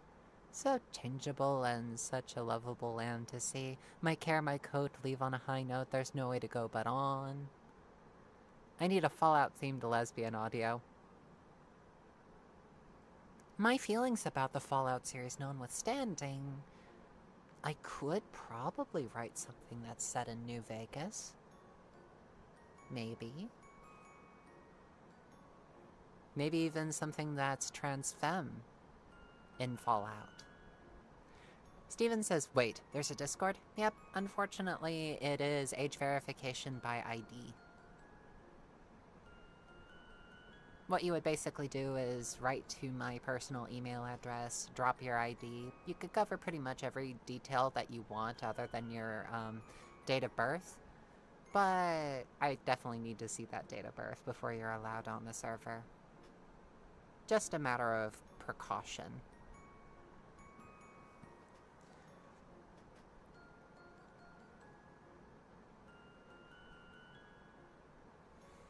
Like the Doki Doki says, right? It's basically just what you would consider a literature club, where you could put little ditties that you write.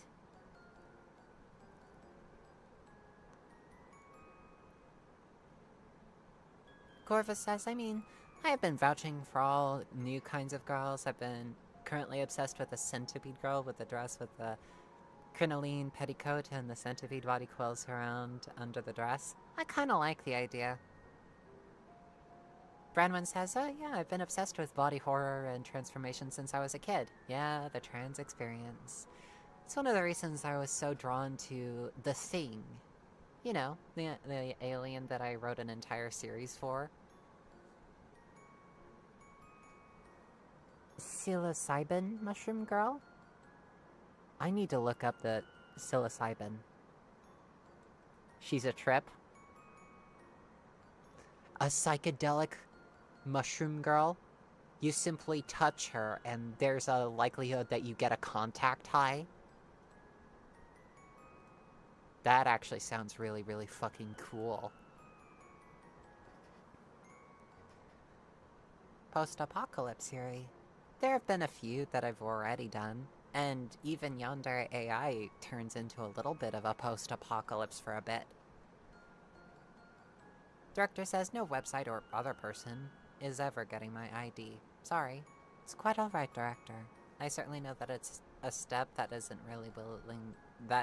a step that many people would take willingly. And that's fine. I really wish that I could leave the server open to the public, but it's just... shit gets really raunchy in there, and I gotta make sure that everyone stays safe.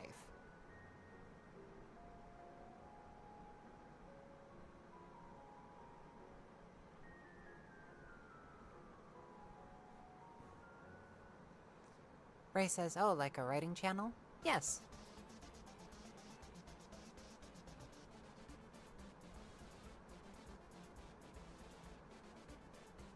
Ray says, I gotta watch The Thing, OMG. Yeah, it's body horror central. It is extremely horrific in places. I watched it originally when I was around 6-ish years old. Should not have been watching it that young. It, scared the living pants off of me and caused me to think about it for a long time. I'm no longer scared of it. I'm fascinated by it. Like, really drawn to it. Hello, Maya. It's so good to see you.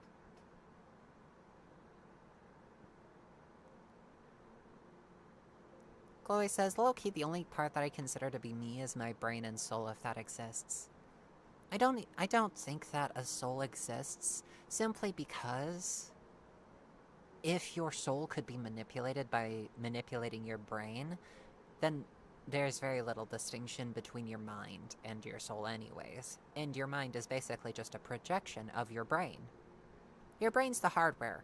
Your mind is essentially the hologram. And once your projector's damaged, so too is your mind. The resolution could get knocked down several pegs, or certain parts of it could simply never come back online again. You could be altered beyond all recognition by forces beyond your control.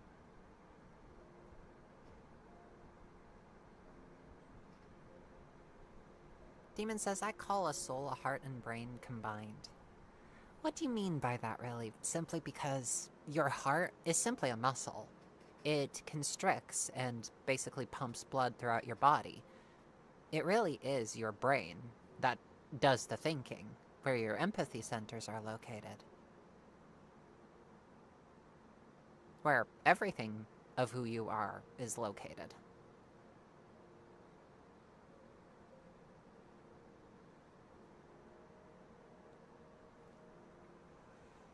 Maya says, anyone else get those ads for that Yandere Mushroom Girl Yuri visual novel?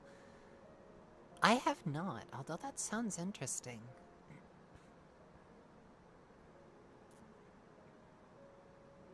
Seriko says her love like poison. Yes. Could probably even write a very, very sleepy, Saint Trina audio. Potentially.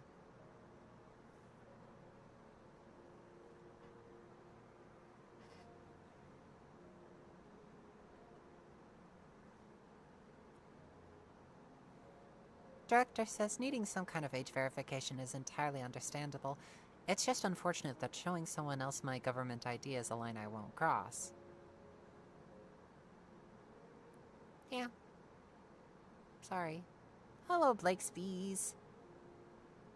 Happy to have you again.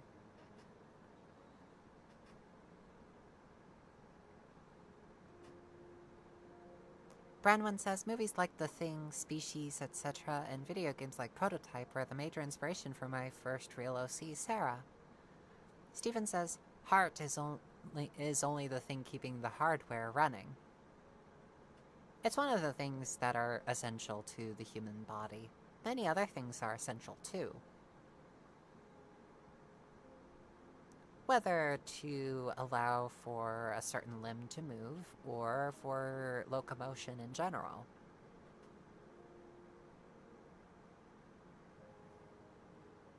Emma says, I mean, they getting ready to make it so you gotta provide government ID to access anything online.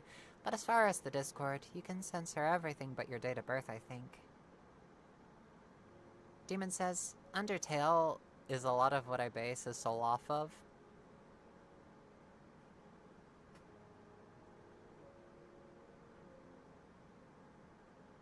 Huh.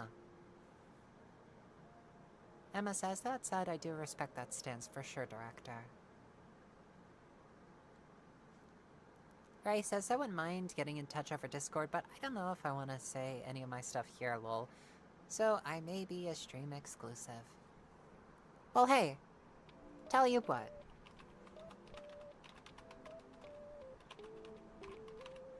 If at any point you wish to talk with me, for example, on Discord, I could basically just give you my Discord details over, you know, on my email.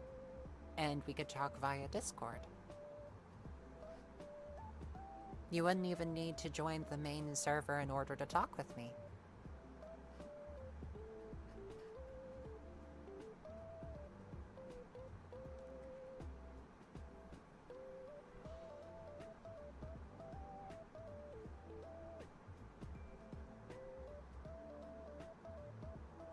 Director says, my laptop is overheating enough to be uncomfortable to the touch, so I'll have to bid you all adieu for now.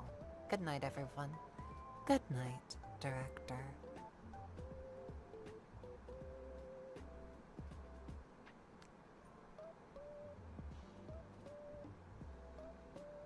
Maya says, I'm not sure if it's yandere or not, but the first sentence of the description is a dark lesbian horror romance story so toxic it's emitting spores. I love it. I love it, but mostly because I kind of like dark horror, dark fantasy stuff. Dark fantasy lesbian stuff. Demon says, I asked if I could use my birth card thing and it works.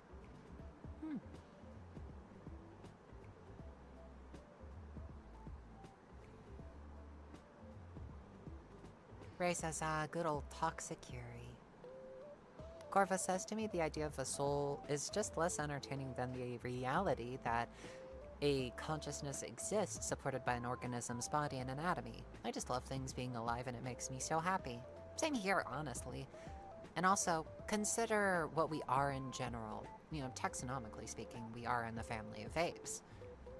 And when you think a little bit about... I'm trying to remember if it was something that Charles Darwin said about the nature of the eye, each of which being, like, useful to its possessor. And eyes that can be incredibly simple. Eyes themselves are not irreducibly complex, no. They can be, essentially deconstructed piece by piece, and each of them will still be useful to each of our predecessors. Such a thing, too, I believe, is possible with the mind. If you remove just a few brain cells, you're still you. Remove even a few more, you're still you. But like I said, it's like you're losing a little bit, just a little bit of the high resolution to your mind. So the more brain cells you lose, the more low poly your projection becomes. And even when you get into the brains of, like, animals like dogs, you still have stuff like morality. Because even a dog can understand when they've done wrong. They can feel empathy for other living creatures. As do other animals like cats.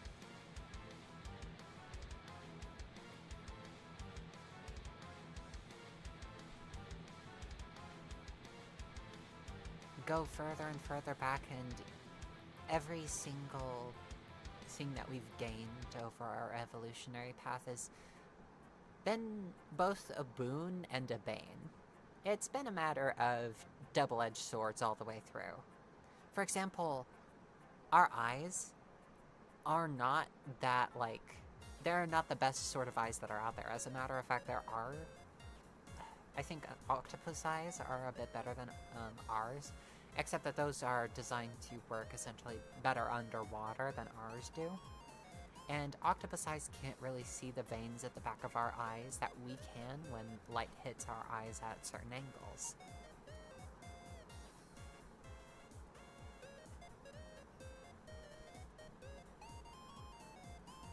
Emma says, did I get it right, Mistress Foxo?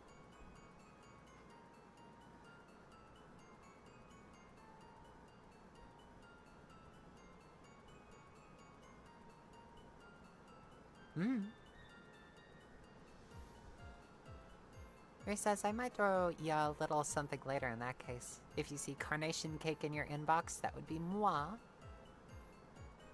Mai says it's a visual novel called Her Love Like Poison. I see.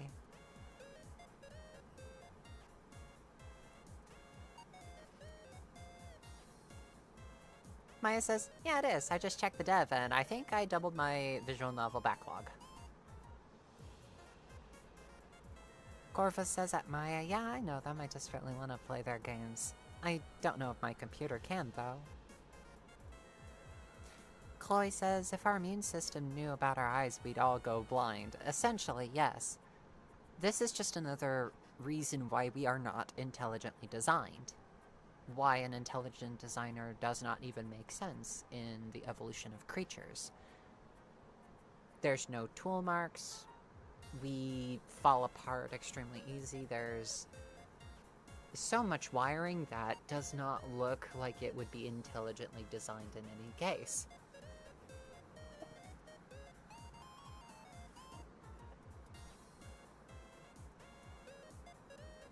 Gorfa says, I do know cephalopod eyes are quite impressive, yes.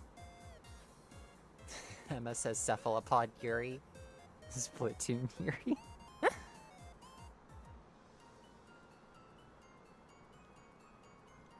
Emma says, and yeah, my question was RE, Discord joining discussion, sorry. Want to make sure I was telling people right. Wait, Splatoon is Yuri? I had no idea. I never played it. Chloe says humans need more cable management. Shaking my head. Sariko says our respiratory system shares the same tube as our digestive system, etc. Yep.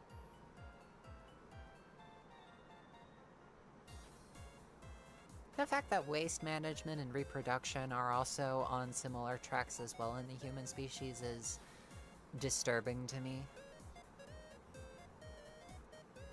Chloe says, when you start pulling out our wires or something.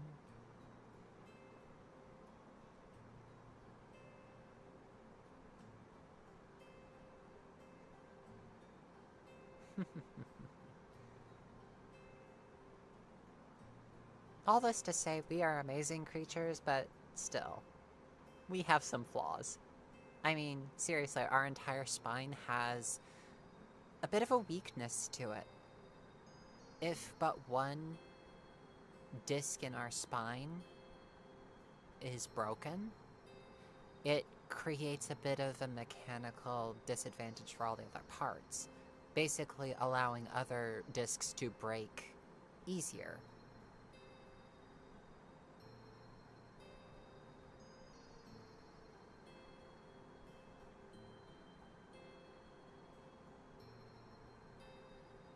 Chloe says, on Japanese Valentine's Day, the Splatoon Twitter posted official Yuri of the two of the idol characters. Nice. Maya says, I can't believe I learned that there's a Splatoon 3 on a Cutiefox stream. You heard it here first, folks.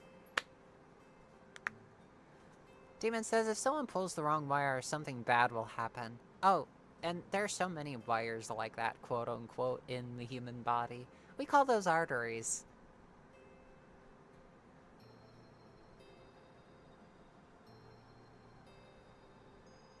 Chloe says Splatoon 3 has been out for years, like it's already in end-of-life cycle.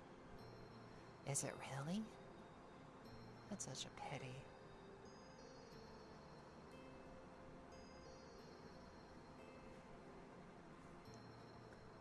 As did I, Maya, as did I.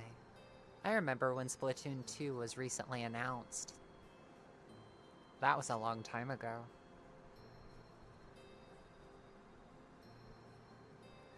Emma says, science fact, if you pull out all of a person's blood vessels and lay them all end to end, they die. That sounds like something Delphi might say. Did you know, human, that if I were to take all of your blood vessels and lay them end to end, they would reach 60,000 miles of long? Of course, you would die as a course of me doing that in indescribable agony. But I believe that would be a very fun sort of experiment for the two of us. Don't you agree?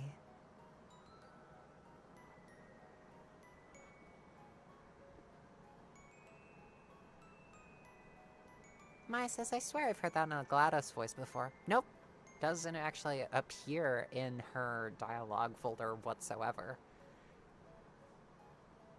And I personally just pulled 60,000 out of the air, so to speak.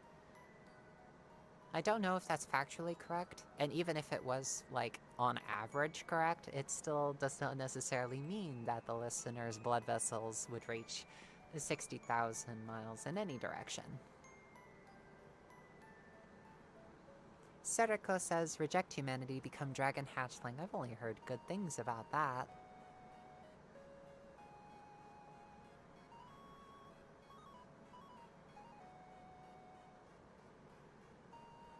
Maya says, I mean, the start of the fact in a fan voice acting thing back when I was obsessed with Portal and Yuri. Oh. I see. Maybe. Chloe says, I want to hear the Am speech from I Have No Mouth and I Must Scream, voiced by GLaDOS.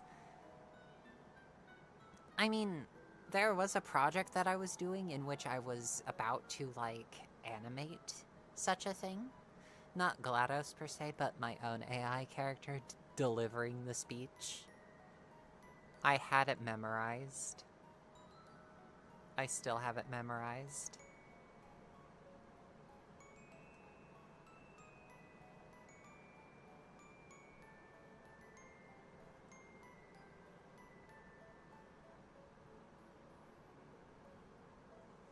You won't die, but you wish you could. One of the most scary lines I've heard.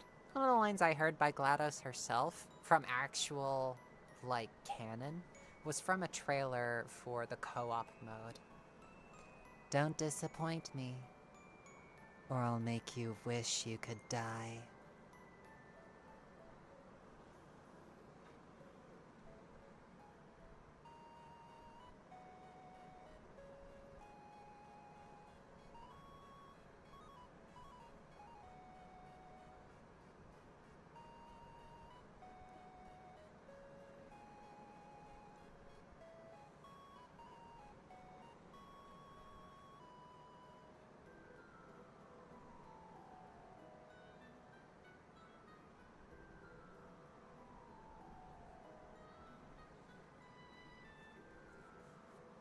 Maya says, also I keep forgetting to actually listen to Dragonling Part 2. I fell asleep after the first few minutes because I was very eepy when it released. Loved Part 1. I'm glad, Maya. Chloe says, Yuri. Let me tell you how much I've come to love Yuri since I began to live.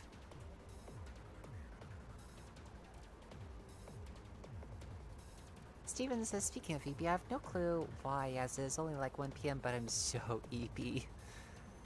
I completely understand. I mean, it's just a natural thing.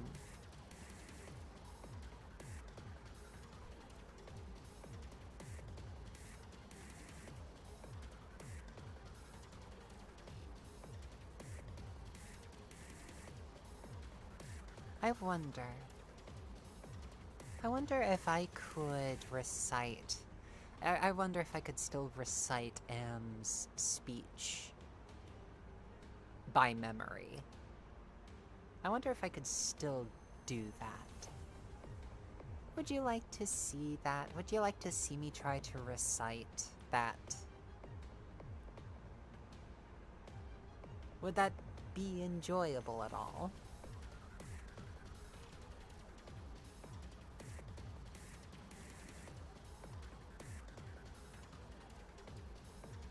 Hey, sparking weirdo.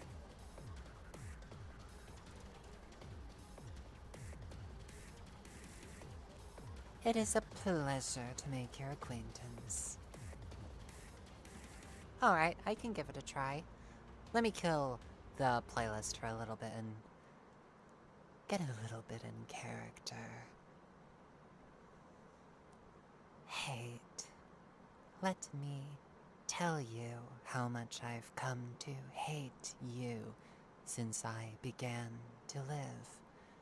There are 387.44 million miles of printed circuits and wafer-thin layers that fill my complex. If the word hate were engraved on each nanoangstrom of those hundreds of millions of miles, then it would not equal 1/1 billionth of the hate that I feel for humans at this micro instant. For you, hate. Hate.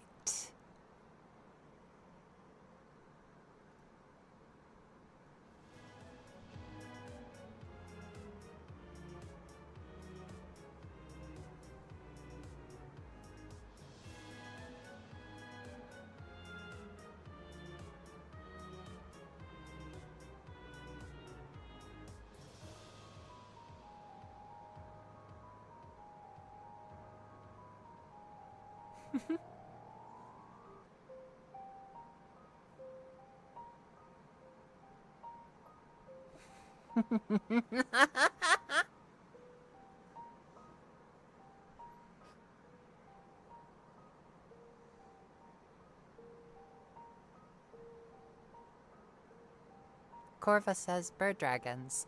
Side note, I need more raptor behavior implemented into dragons, like females being a little bigger and stronger. Also, Archosauria would be a great clade for dragons to be in. Corva says, sorry, got neurodivergent, I don't remember what was happening. It's quite alright. I think that would actually be quite clever. Demon says, pet the fox and don't stop petting then. So, how was my reading then? I hope it didn't make people too nervous.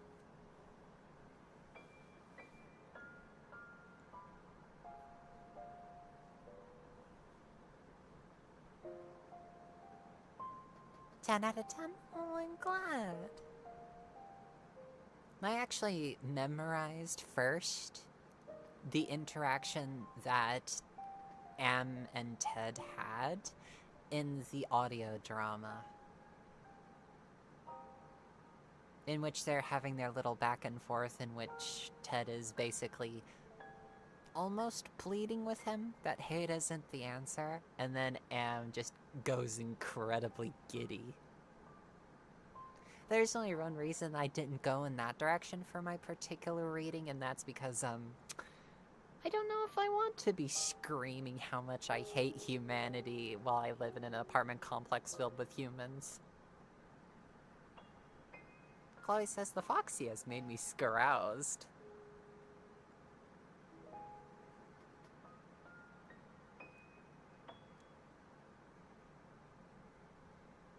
Though it did give me some ideas. That and a particular short video that I watched sometime.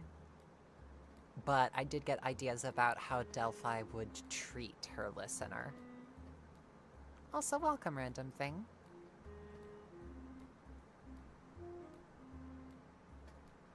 But yeah, I did get an idea for how Delphi would treat her listener. Now don't worry, everything's going to be alright. Oh. I don't know why I just decided to lie to you there. I suppose it was to comfort you. To get your adrenal system to calm down a little bit, but that's not why we're here, is it? But on the subject of why we are here, I will at least ask you this question. Which organ is your favorite?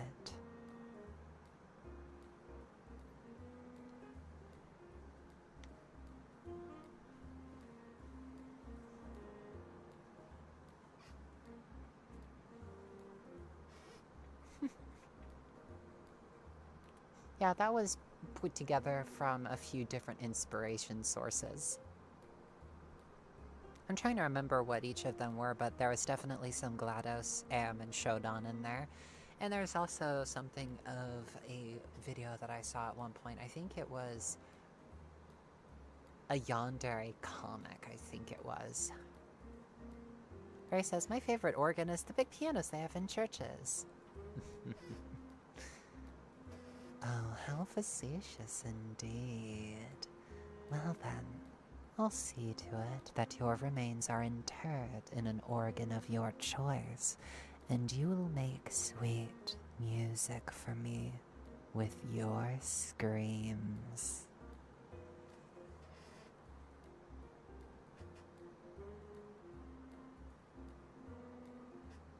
Corvus says, the heart. It's very pretty, and I love how it connects to the blood vessels and beats and stuff. Oh, how touching.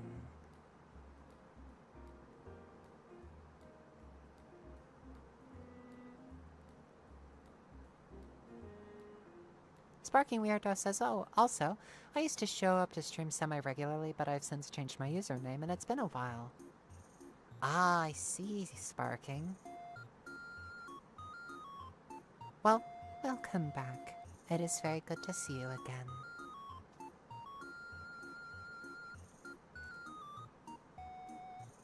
Random Thing says, not gonna lie, I think my favorite is the liver or the lungs. Kidneys are a top-tier organ, though. Chloe says, my favorite organ is the liver Mario stole.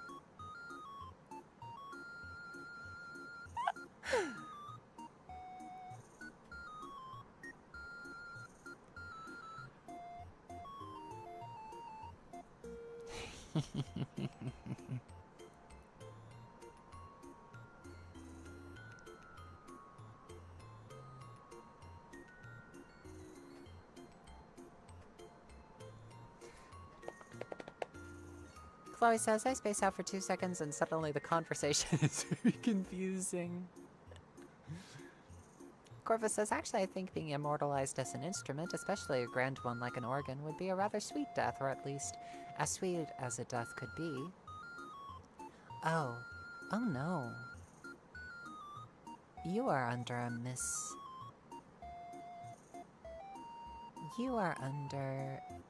a misassumption about what I am going to do. You see, you will not die as a result of this transfiguration. Oh no. I'll make sure you stay alive.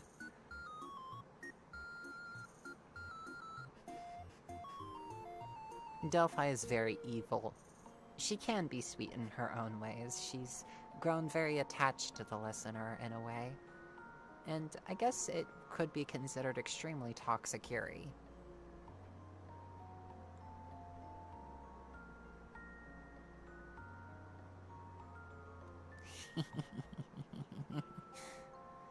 Poetic, even. Chloe says, Delphi can have my brain as a treat.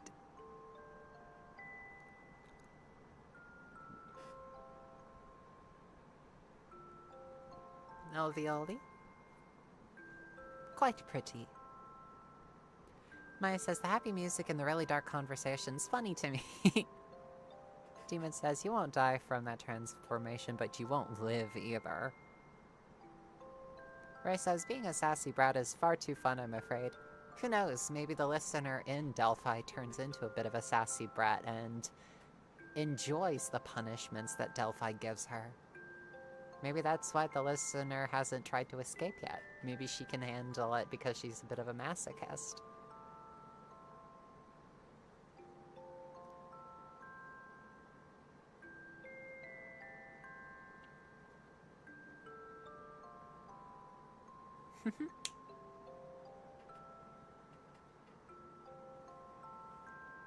Good girl.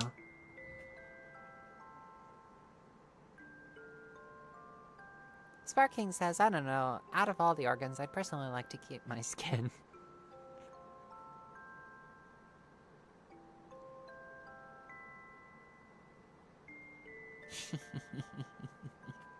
Cuties. Maya says, so apparently I'm clicker trained. Good girl.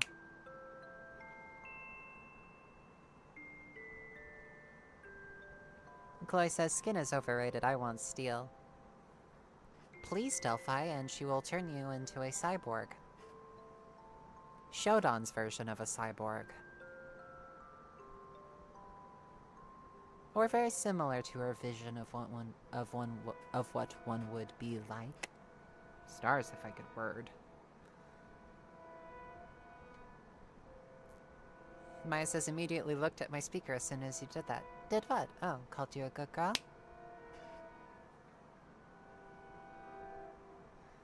Ray says, I don't share my organs unless you plan on using them for something interesting. Sorry, I'm picky.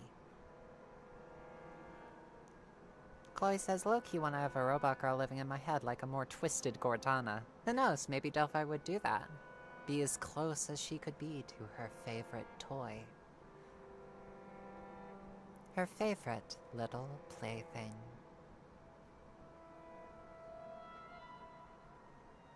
Random Thing says, ever since I understood the weakness of my flesh, I was disgusted by it. Believe it or not, I kinda hate Warhammer. Some elements I could conceivably get behind, but overall I just kinda hate Warhammer.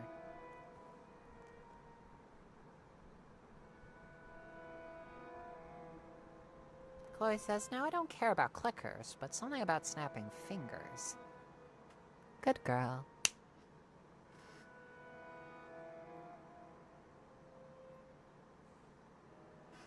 Good girl.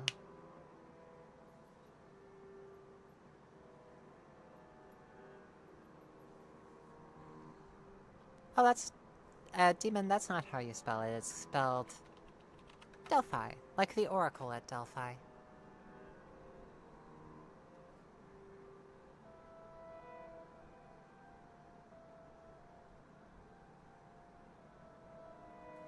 Cetical says, and the people that aren't trained are receiving it. No, they're not funny subs. They're being so good for me.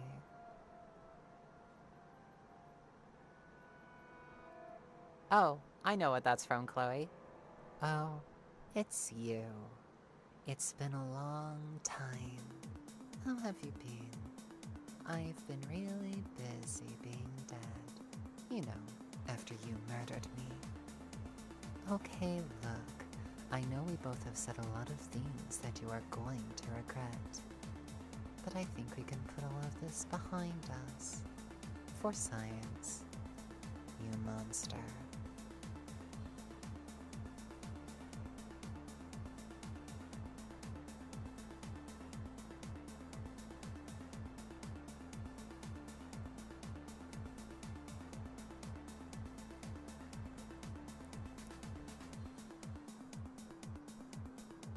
Excellent. Oh, Brenwan says Warhammer is a super dark parody, but like a lot of bad parody, it keeps teetering on the edge of just being the thing it says it's a parody of. Yep. Random says, I need to do, like my 20th replay sometime soon. Ray says, it's funny to me. Every show here is always entertaining after all. Chloe says, modding Fallout New Vegas while listening to this. Any mod recommendation, girlies? Twinks. Add twinks to your game. It'd be funny. Emma says, yeah, the problem with satirizing fascism is that the satire's lost on fascists. Chloe says Portal 2 is good, but in my opinion it doesn't compare to Portal 1. Hey, I mean, you're allowed to have your opinions. I personally like both. And I've gotten to speedrunning the games. Mai says, I really like the Warhammer TTRPG though. It's quite fun to play when I can play it with someone who isn't the bad fans. I mean, war games. Some of the imagery of it I kinda like. Especially like the fusion of technology and religion. I kinda like that. I kinda like how that looks. But at the same time, I hate a universe that espouses kindness. That demands that no good endings happen. Because screw that. Screw a universe in which kindness does not bleed through the cracks. Which it will.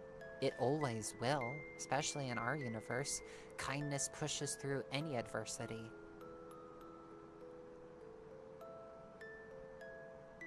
Random Thing says, I got into Warhammer through toxic Yuri shipping, lol. Maya says those always start with people who joke around about leaning into it, but then the people who don't understand people are joking show up and ruin it. Brenwan says, and I say that literally writing a 40k fanfic about my sister's a battle character from the Wrath and Glory game I play in. Hey, you do you. I hope that you enjoyed that. Demon says, creator of dust to Delphi, why keep them alive? You have a way to Trun. What?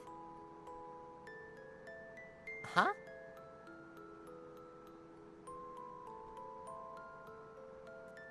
Koi says the only twink mods are a food mod or a mod called Jerry the Twink. I don't know what that is, but I hope it's good. Sparking says I was forced into Warhammer Age of Sigmar against my will. Emma says, that's what I do like, specifically, in Darktide. It's fun to run into a swarm of enemies cackling and swinging a frickin' chainsaw around. Ray says, oh, I keep shrimping, I gotta stop killing my back. Same here. Brenwan says there are a bunch of bright moments in the lore that underscore the darkness. Personally, of the moments that I really, really like in Warhammer, one is basically just a fan creation about the Kriegsmen in Paradise on the really boring planet. Because give the fucker a break.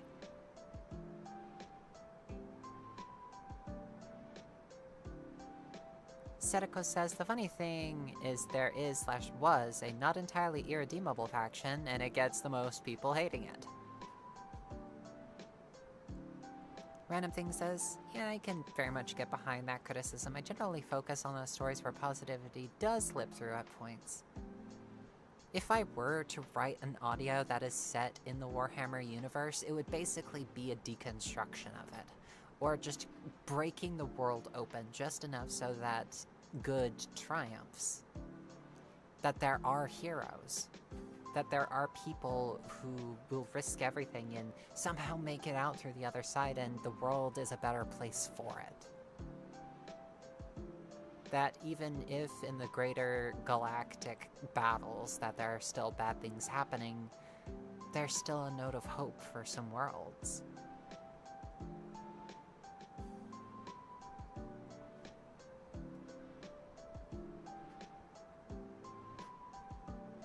Ray says, I have not played Warhammer. All I know is that it's a grimdark story with a toxic community. I don't know more beyond that. Ray says, and honestly I feel I dodged a bullet given what people have told me about it. I prefer hopeful stories more often than not anyhow. And even if it's like a dark story, I much prefer games like Dead Space in that regard.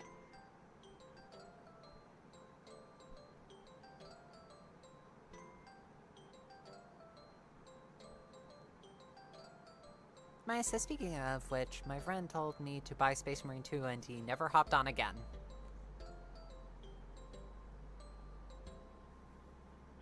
Hit other with big stick. Project says, how's the night going so far? So far, so good.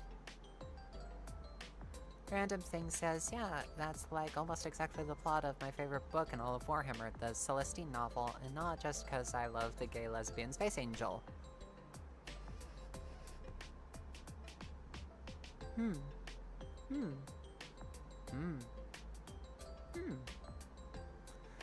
Chloe says I bought Space Marine 2 and it was on sale, but I can't play it because my computer broke and I had to switch back to an old one that was too weak for Unreal Engine.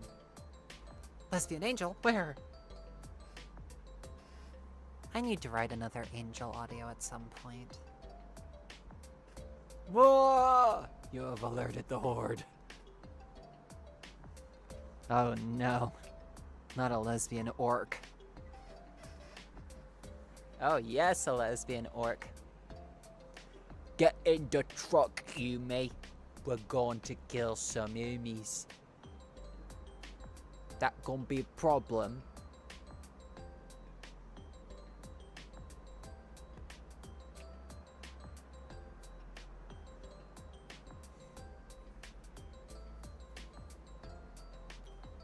Chloe says Warhammer does canonically have cat girls though, so it's not too bad. Emma says same issue with Helldivers, to be honest, though I'd still play it with Foxo if she wanna. I'm also not that into it otherwise. I kinda like playing Helldivers every once in a while. I'm under no illusions that there are any, like, good guys. It's not, like, super gritty, though, all the time, and in fact, it's actually quite comedic in places. I can laugh at my Helldiver as she goes flying across the screen due to some shenanigans, and Garden Snake lives on in my brain as one of the funniest things I've ever seen. You see, that's what Helldivers does right, and Warhammer just doesn't seem to get. Is yet, I love the comedy. I love the fucking comedy.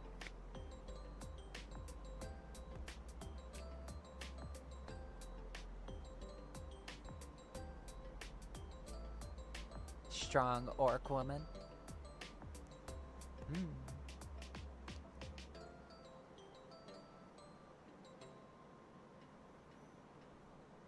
Brenwin says, what's the name of that RPG where you play a lesbian and your stats are hot and car? Huh? Don't know if I know that one. Ray says to be the demon lesbian who gets into a fun rivalry with an angel who's too suppressed for her own good and showing her the world. I wish there was more Jester audios too. I love wonderful, whimsical women. Do you like my Jester audio? Do you like my Jester? I could read you clown around at the edge of town again. It was supposed to be a video, and I probably will record it this winter, but I could read it again for you here.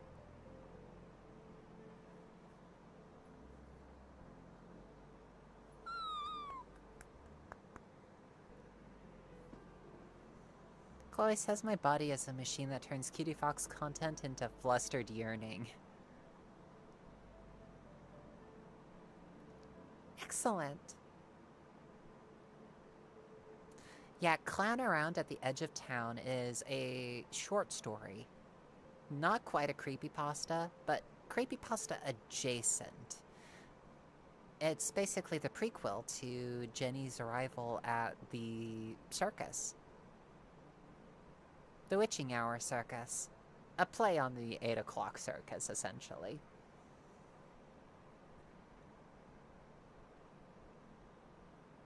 Ray says something, I want to make the clown Jester laugh. Who said that?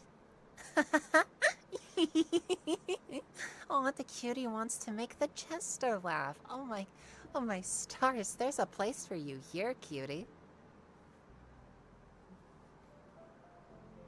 So long as you want one.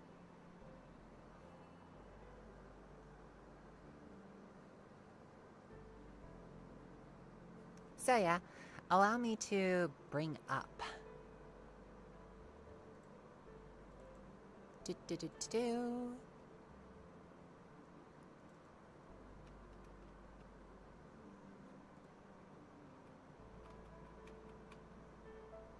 Clown Around at the Edge of Town. And it's a transgender story. Jenny wasn't originally Jenny, you see.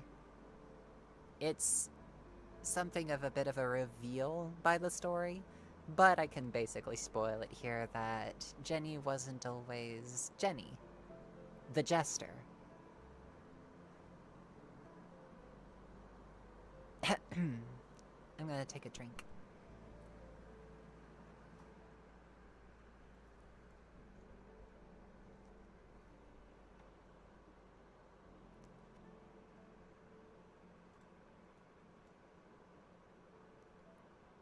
Clown around at the edge of town. By moi. It was late at the mini-mart, and Kenny was getting ready to quit. He had been standing at the counter since 5, and his shift ended at midnight. This wasn't how he wanted to spend his evening. He'd much rather be at his apartment, in bed, listening to music and trying not to feel as god-awful as he always does. But that was before he got a call, quote, asking him to cover for another coworker's shift. He begrudgingly agreed, as his boss could be a right asshole if he didn't, and he didn't want to argue his case when he was already feeling shitty. His boss, an inconsiderate prick by the name of Andy, always liked to pick on him, and he just so happened to not be able to find another to cover for his coworker's late-night shift. As yet another douchey customer gave him the finger as he left, he sighed and rubbed his eyes. He really didn't want to be here. But as his boss so graciously reminded him not 10 minutes before, he was replaceable. And besides, it was only 10. The sun had gone down about a couple hours or so ago, and sure, he was tired, but he couldn't afford to say fuck it and go home. Without warning, the music cut out, startling Kenny out of his dazed state. He blinked. The music never cuts out in the grocery store. He'd been listening to those same songs playing on the system day in, day out for the past 3 months at least. As much as he wanted to revel in the silence, he couldn't. A part of him wanted to check in on Andy. He walked to the back, gazing longingly at some snacks along the way, and he knocked on his boss's door. "What?" came the exasperated reply. "Music's out," Kenny said. He looked back over his shoulder. Damn, the store got eerie when there was no music playing. The exhausted, annoyed voice on the other side of the door let out a scoff. "You're a goddamn genius is what you are. Now get back to work or else get someone else to watch the front." Turning on his heel, Kenny walked back to the front of the store and waited for the overhead music to turn back on. It didn't. The silence seemed to stretch on, and on, and on. He found himself checking his watch more often. Without songs to keep his mind off it, he found himself paying acute attention to the buzzing of the lights overhead, and the whirring of the refrigerator units. Just gonna take a brief moment to stop reading this script. I did write this, like... Stars, when did I write this? Oh, June 19th last year. So it's been a year and a month since I wrote this. And I did not entirely, like, conceptualize the fact that I wrote Andy to not just be a prick, but also a criminal who breaks several laws. And Kenny just has not, like, left the store by him doing that stuff. So it is a bit of a conceit on my part that Kenny just never thought to leave.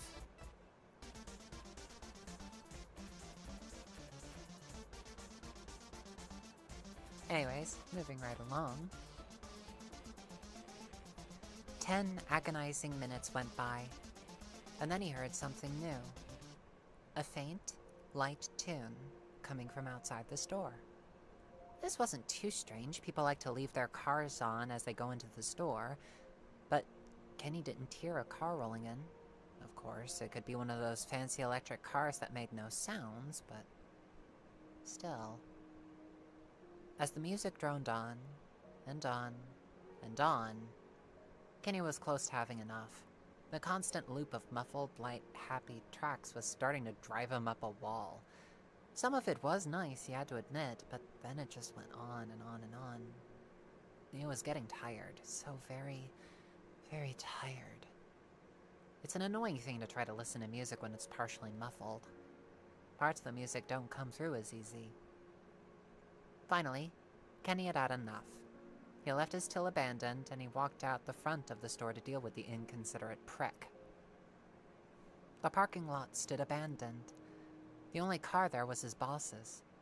The music was floating through the air. It came from the woods across the street, but it also felt like it was floating around him.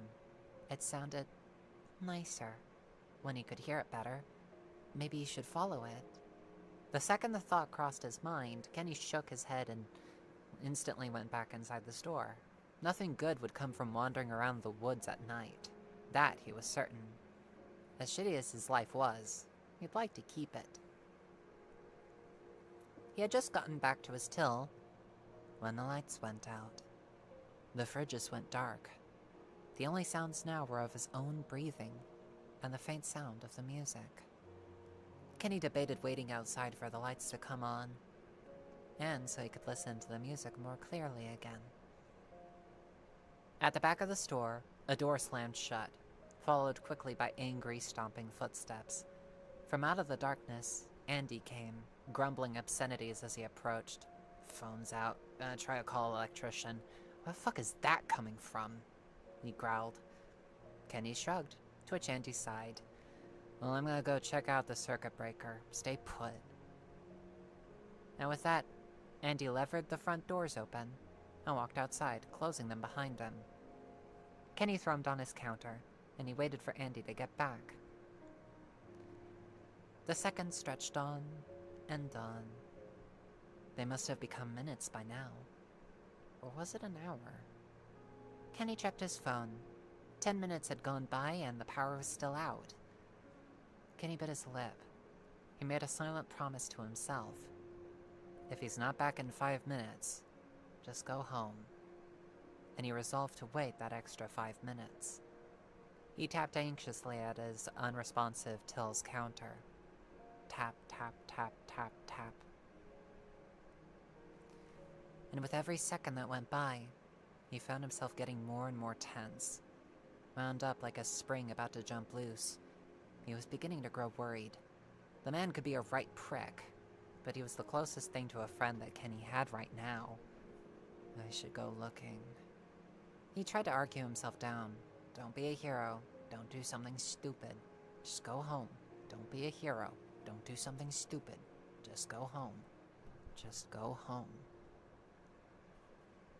He sighed, and groaned in frustration as he levered the doors open and went in search of his boss. Andy? Hey, Andy! Cut it out, man! Kenny yelled as he walked around back to where the circuit panel was. He sighed. He really hoped that this wasn't another of Andy's pranks. He could be cruel at times. Last time he went missing like this, he had pelted Kenny with water balloons while laughing maniacally. There was another time where he pestered him all day about not having a girlfriend, and then harassed nearly every woman that passed through the store, asking them if they'd have anything to do with Kenny. Their looks of discomfort haunted Kenny's nightmares. I'm gonna take another drink.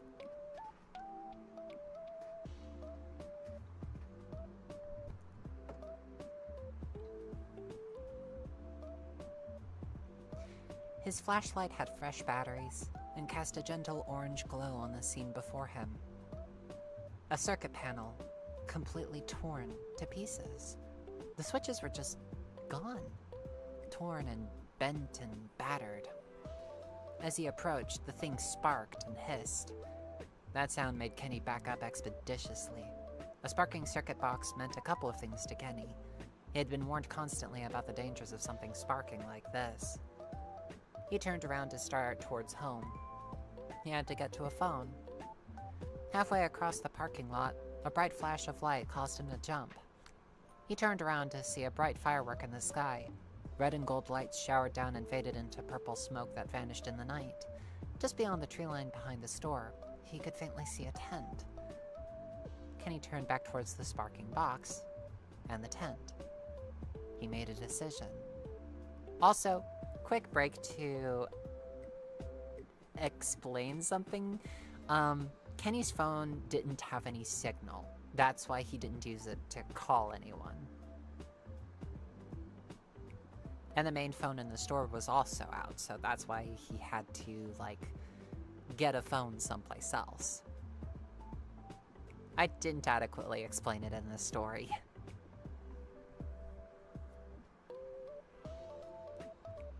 He began jogging towards the tent. Electrical fires are no joke, and time was of the essence. He had to get access to a phone, and if these people had phones, then he could call emergency services to sort out the broken box. Maybe that's where Andy went? But then, if Andy went this way, where was he? Kenny disregarded those questions floating through his head. His only mission now was to prevent a fire started by the broken circuit box. As he jumped a short fence and dashed into the trees, he could hear the music begin to grow louder. It reminded Kenny of his youth, when he last had friends, real friends, running through amusement parks. If the circumstances were less dire, he could spend ages reminiscing. But not tonight. Tonight, his lungs burned as he pushed himself forward. Approaching the place, he noticed that there was more than one tent. Most of them were partially hidden from view. The biggest tent was the closest, and where most of the music was coming from. Kenny grit his teeth, summoned his courage, and knocked. The door opened, pushed open by his hand. Despite every common sense he had, begging him not to, he stepped inside. The place was huge, larger than life, colored with reds and yellows and blues. It was bright and cheerful, if a little dimly lit. Kenny raised an eyebrow. The music was still playing, but the place was dark. What's going on? Hello? Kenny called out. The music faded slightly. He walked further in. The place was ringed with benches and chairs of every kind. There were plastic lawn chairs and couches. There were benches of wood, plastic, and steel. There was even what Kenny thought to be a park bench. Hello? Kenny called out again. Look, can I borrow your phone? Something bad's happened and I need to call the fire department. Something bad? A loud voice asked from Kenny's left shoulder. Kenny leaped a foot into the air and clasped a hand to his chest to calm himself. Fuck, you startled me, Kenny started. Suddenly overcome with the feeling of having offended, he added, I'm sorry for yelling like that. He properly examined the person in front of him. He was a clown, dressed in delightful makeup and a big red nose. On his head was a top hat, and he wore a loose-fitting jumpsuit colored black and white. The whole ensemble gave him a friendly sort of air, but on his face was a look of heartbroken concern. Don't apologize, friend. The name's Spade.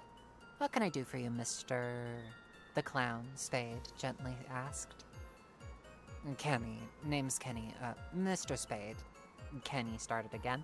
Just Spade's fine. Maybe Uncle Spade, but you don't have to. Spade interrupted. His voice was rather goofy, but he also sounded somewhat fatherly to Kenny. It was a little off-putting, but Kenny decided that it wasn't Spade's fault. Okay, listen, do you have a phone I can borrow? See, there's a circuit... Before he could continue, he heard a sound. It was a loud, low, muffled groan. It reverberated from behind a door towards the back of the tent. It made the hairs on the back of Kenny's neck stand on end. What was... Kenny began. Oh, nothing to worry about. Just had a spoils board come through what needed straightening out, Spade said, a smile spreading across his face. It looked rather charming on him, and Kenny had to suppress his own smile while looking back. A word that Spade said leapt out at them now. Spoil sport? But what's... Never mind. Listen, if I could borrow your phone, I really need to call the fire department, Kenny said desperately. Spade gave him that look again, and this time, Kenny finally placed it. He was looking at Kenny like he was a lost, hurt puppy. Oh, of course you can borrow our phone, pal. It's in the back, but it looks like you could use some rest first. Come along, you. Spade took Kenny's hand in his and pulled. His grip was gentle, but firm, and not to be resisted.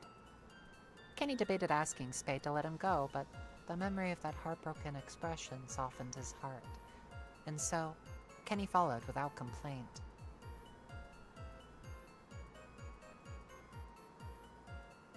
And besides, now that Spade mentioned it, he was feeling rather drowsy and tired. He allowed himself to be led down the hall at the back of the tent. He let out a huge yawn. Goodness, he was honest to stars sleepy for once. Looking up clearly, he could see an old-fashioned telephone hanging on the wall. Memories of what he had come here to do replayed themselves dimly in his sleepy mind, and he staggered towards it. Spade tugged him gently down a side door, and into a room filled with colorful cloth. It was like a padded cell, but it was filled with cozy, comfy furniture. There was a wardrobe, a vanity, a large bed with stuffed bears on it, and even a set of dressers. Spade gently pulled Kenny towards the bed and then pushed him upon it. "What?" Kenny groaned. No. It's gonna be okay, pal. You just get your rest first. I'll handle a call to the fire department. You said it was a circuit breaker that caused the damage?" Spade asked. When Kenny nodded, Spade nodded in acknowledgement and turned on his heel, leaving Kenny alone. He blinked. The drowsiness was closing in on him in earnest now. Gotta take a drink. Sometimes I read too fast and forget which word's coming next.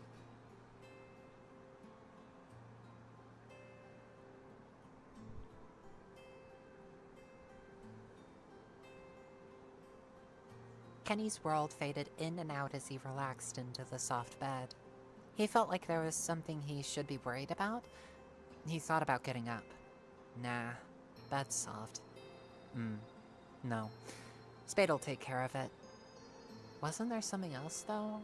Something about his boss or something?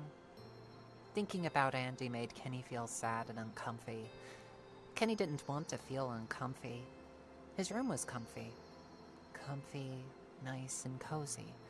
Not too hot, not too cold. Just right.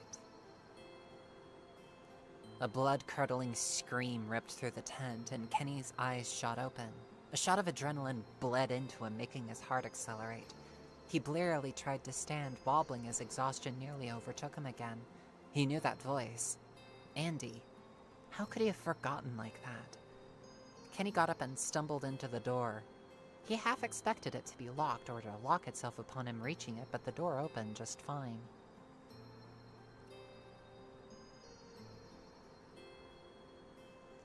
The hall was a little longer than he remembered it being, but then again, he rationalized, he was out of it. Now where was... Andy's scream ripped through him again. It came from the room just across from where he woke up. Kenny pounded at the door. "Andy? Andy, it's me, Kenny!" Kenny called out. Help! Help me!" his boss shouted. "Are you okay? Are you hurt?" Kenny asked. He tried the knob.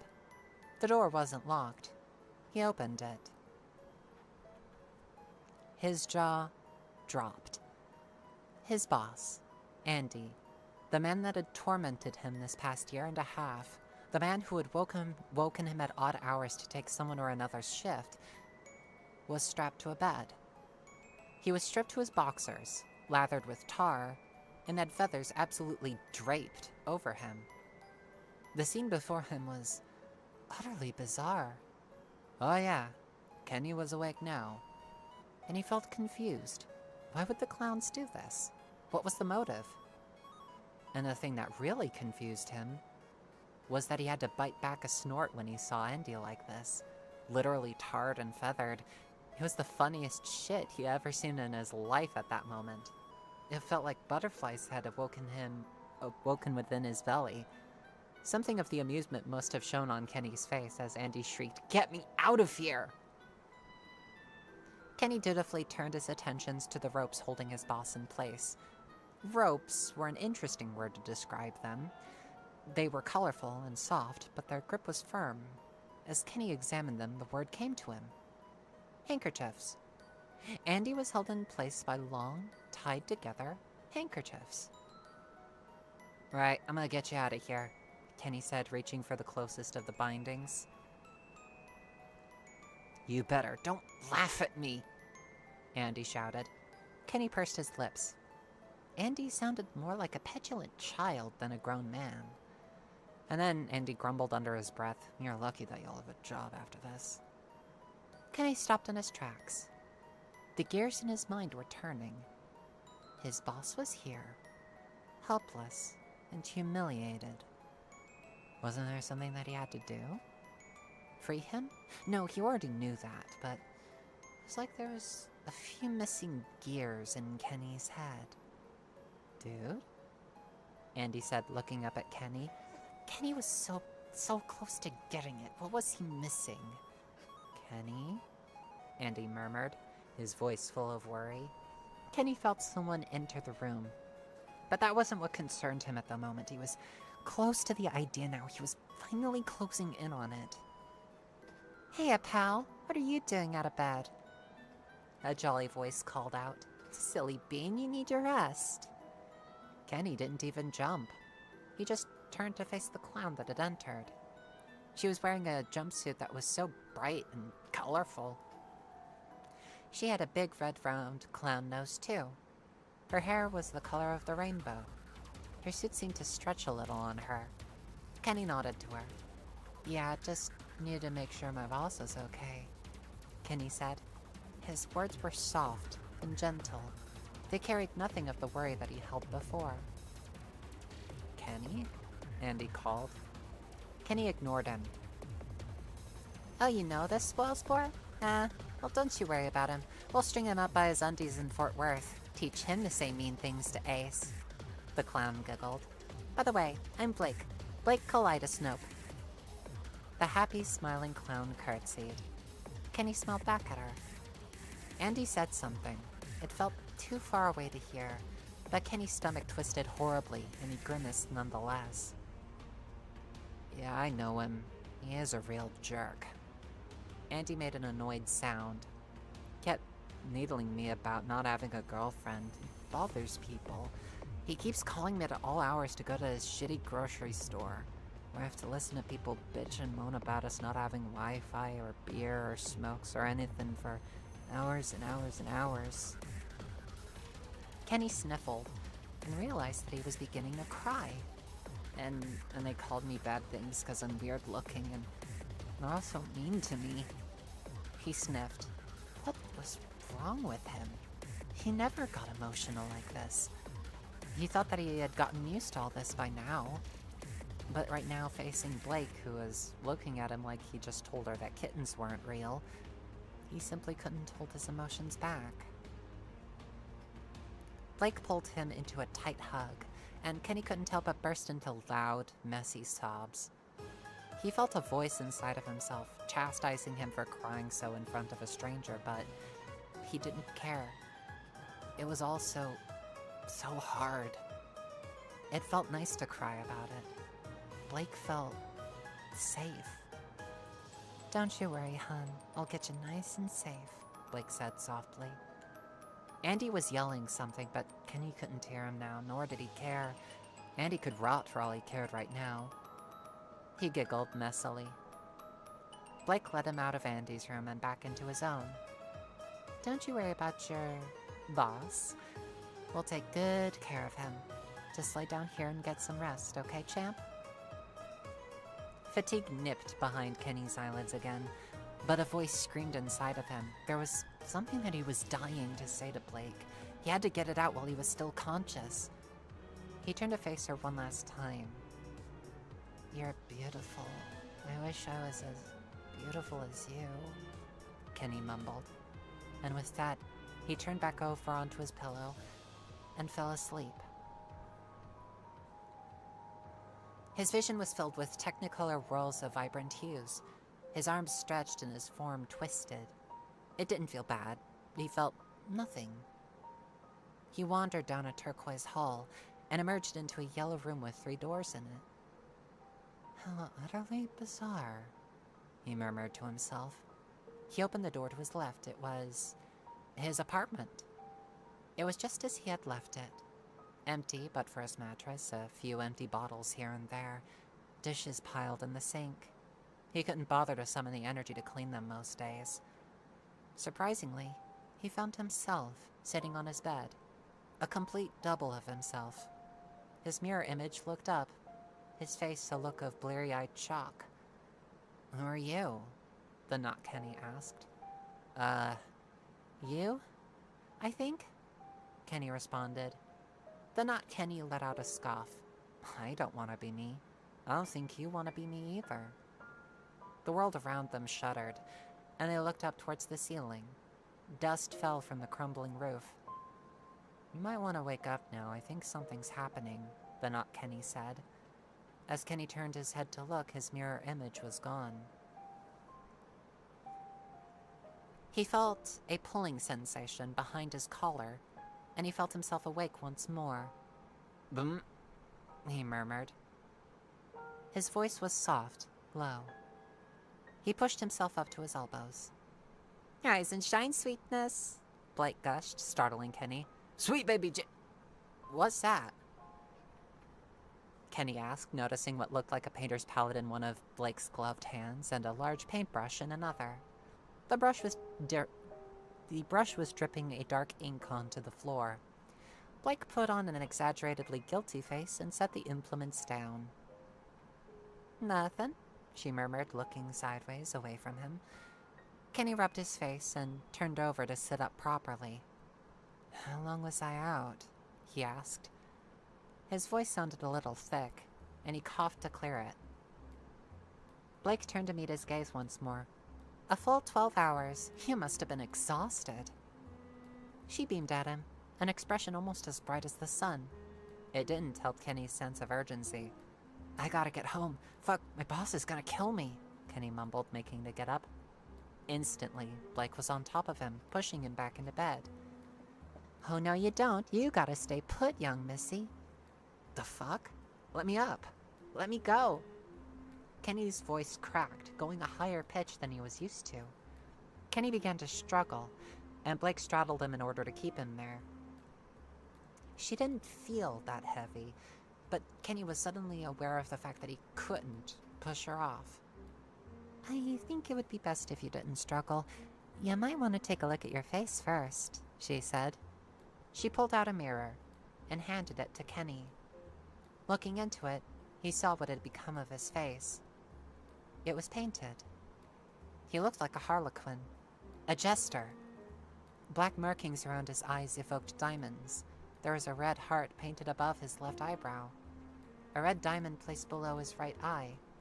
His lips were black. Was it his imagination, or were his lips also softer? Not just them. His face looked softer as well. It held little of the gaunt edges that he was used to. It was borderline the face of a stranger. He was speechless for a moment. Then he let out a startled yelp and scrambled backwards. What is this? What did you do?" he shouted. Blake gave him a small, encouraging smile. Kenny's stomach did backflips.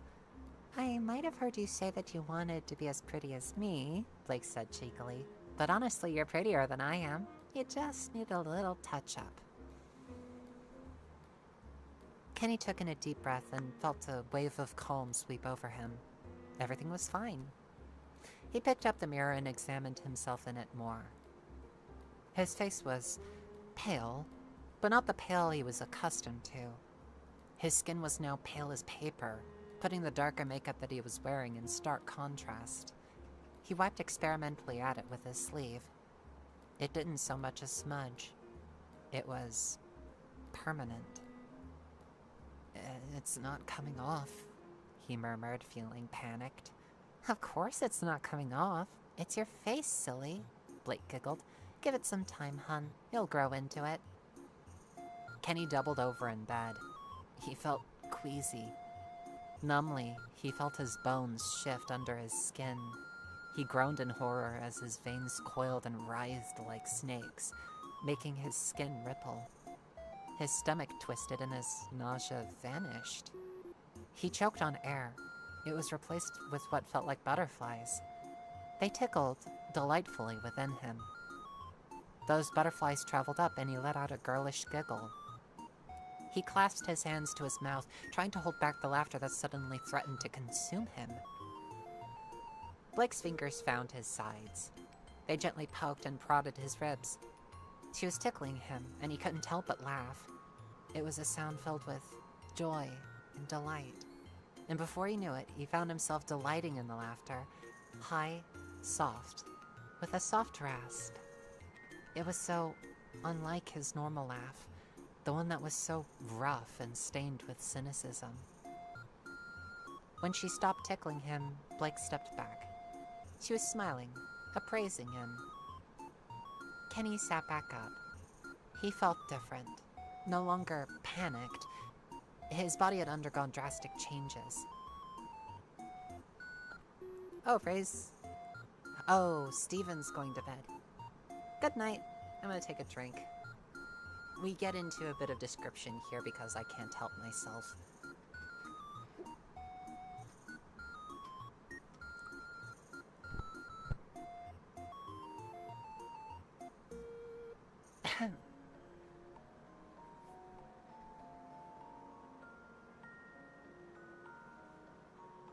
Alright, where were we?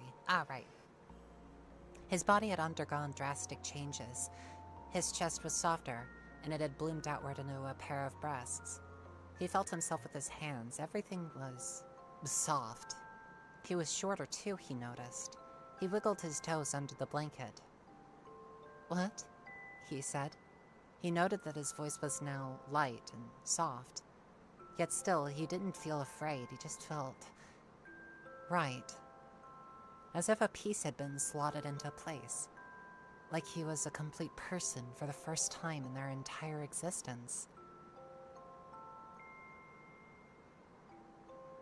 "How are you feeling, my dear girl?" Blake asked. "Girl?" the person in bed questioned. Blake nodded. "Well, yes, you're a woman, darling. I'm surprised you haven't seen it yourself until now, but I'm just glad that you finally discovered it." The person on the bed blinked. She looked down at her hands. Pale fingers flexed and bent and wiggled. Red and blue cloth was pressed into them, and she looked up to see Blake smiling gently at her. "Just try it on, dear. I'll go tell the others that we have a new arrival. See you soon," she said. She then curtsied and cartwheeled out of the wheel. She then curtsied and cartwheeled out of the room, closing the door behind her with her foot. The girl in bed blinked. She then got up, stretched, and quickly shed her old boring clothes. She thought of all the awful nights that she had spent wearing them, and felt a special kind of venom fill her heart. She kicked them away as if they were burning. She quickly got dressed in the suit that Blake had given her. It was snug against her skin. She thought of how delightful it must look. She was forgetting something that felt important. But that importance felt weak, shimmering, ephemeral, like she was remembering half of a dream. Like the task was for her to run across the ocean or to jump to the moon and back 60 times. Sure, it might have been once important, but it wasn't important anymore. It certainly wasn't important to her.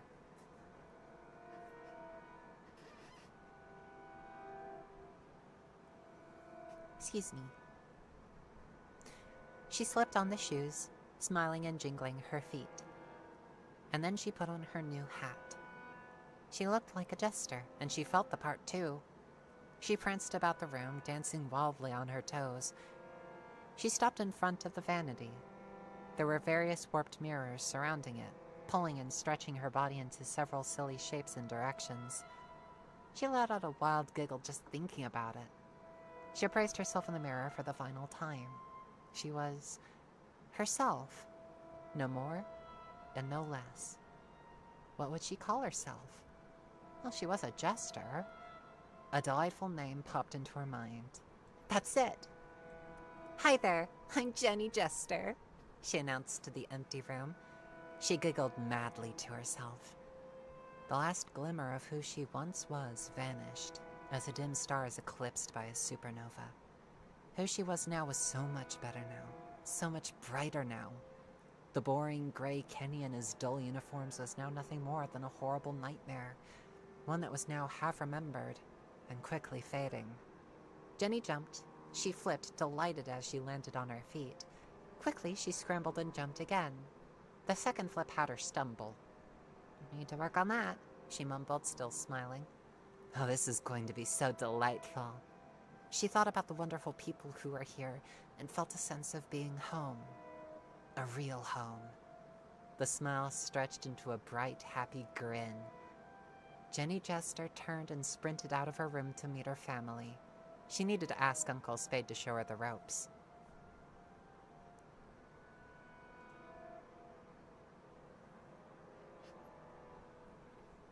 And that's the story. What do you think?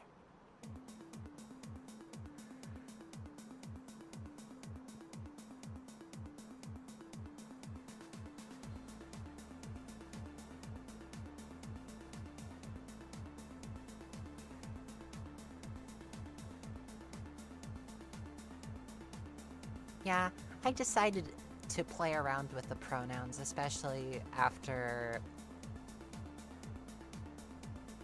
her identity becomes really, really muddled, and she's essentially had her egg magically cracked open.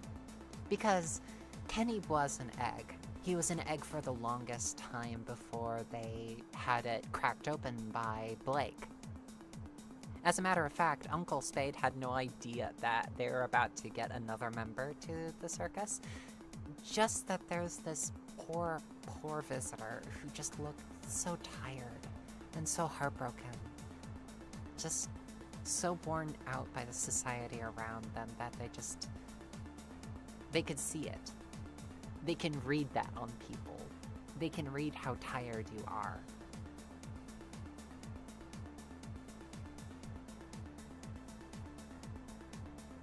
Chloe says, smiling, blushing, and crying through the last 5 minutes. Very good.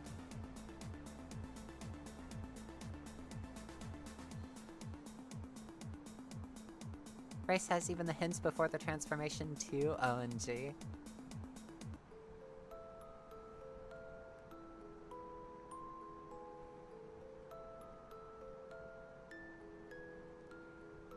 Yeah, Kenny was scared. And she didn't exactly know what was going to happen to her. Becoming Jenny was liberating.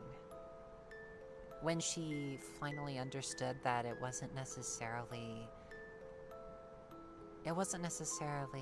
what's the word I'm looking for here?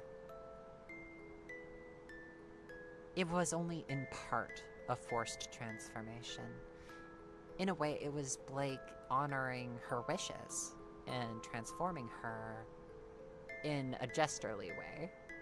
It wasn't malicious.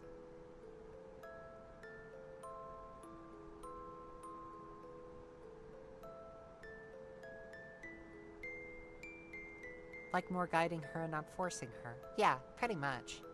Of course, it's all in the context of them being jesters, but they saw this person that had been drained of all of her joy and delight, and saw that as a grave injustice. And thus they decided to make her not only a more joyous person by granting her a perfect form for her, but also making her a font of whimsy.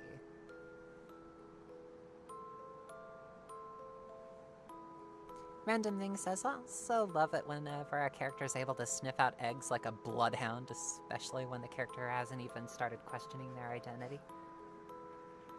Demon says, imagine passing out and waking up to see what you were as a kid.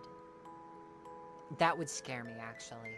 Like, if I woke up and was like 11 again, I would scream and be incredibly frightened. And also realize that I would have several years to get through in order to go back out into the world as myself. And also just realizing that as a child, I've lost several rights.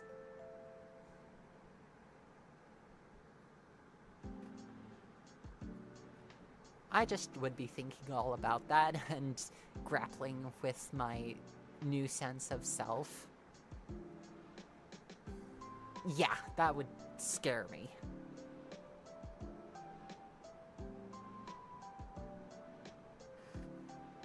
split into two people. Yeah, that would scare the both of us. It would scare the both of us incredibly badly.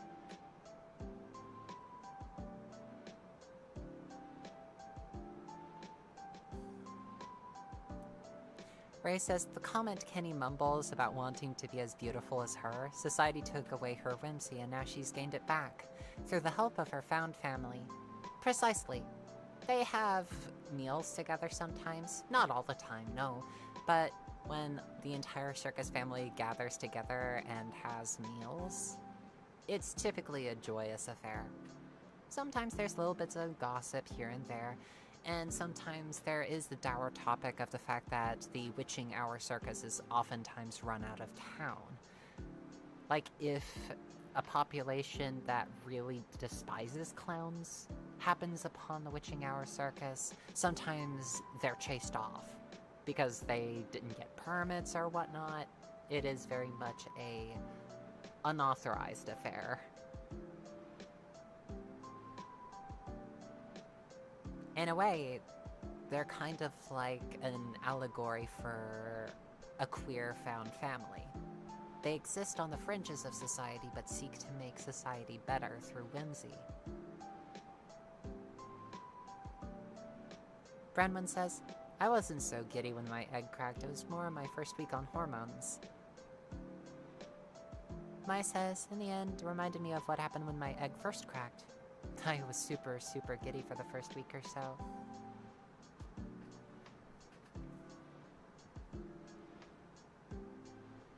Demon says, if the Dustlings found that place, they probably watched the show. Something joy's resistance, indeed, Ray. Reclaiming whimsy. Joy being resistance. They offer a place just to escape. Sometimes only just for a little while, and oftentimes for a longer while. People come and go from the circus. Sometimes they stay, and sometimes people go. More often than not, the people that stay don't have places to return to in society. They find that it's harder to integrate again. And a lot of the times running with the circus is a lot of freedom. Not as many rules, not as much structure. Sure, there are the acts, and a lot of times they practice together in order to get their little routines down. For some of them, though, being with the Witching Hour Circus isn't a permanent affair. For the listener and for Jenny Jester, though, the Witching Hour Circus is a permanent affair. They can't go back to how they once were. They don't want to. And ethically speaking, you shouldn't force them to. Emma says, and also like thematically, the circus in fiction kind of has vibes of being like a place where those people without a place can find family and belonging. Precisely.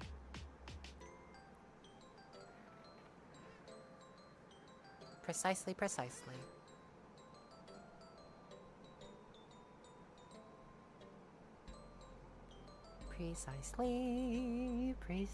Precisely. And trying not to...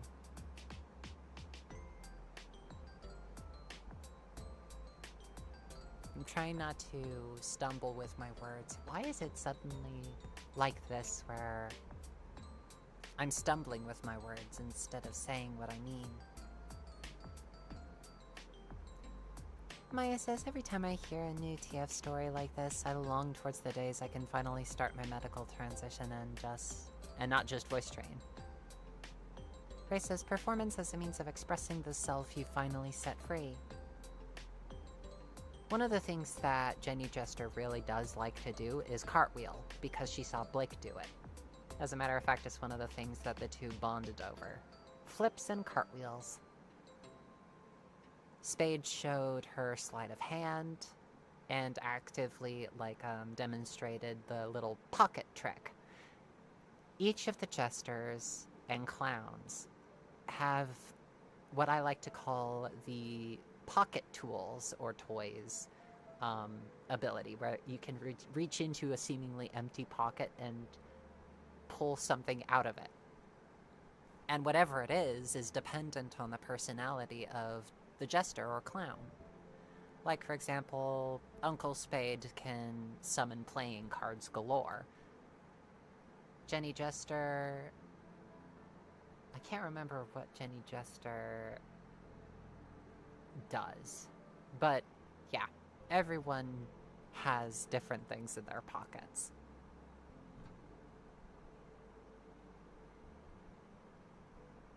Ray says roundhousing and stunts.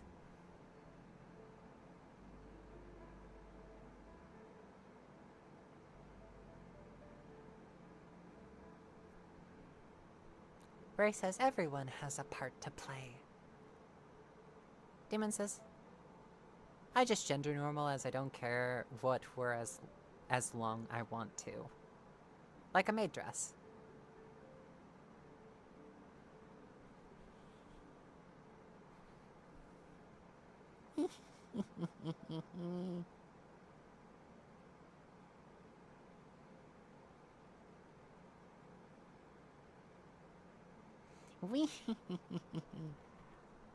We should bring back the circus. Oh, you want me to bring back the circus? From the Jester series? Like you want me to record that little story for YouTube and also bring back the Jesters again? Good night, Maya.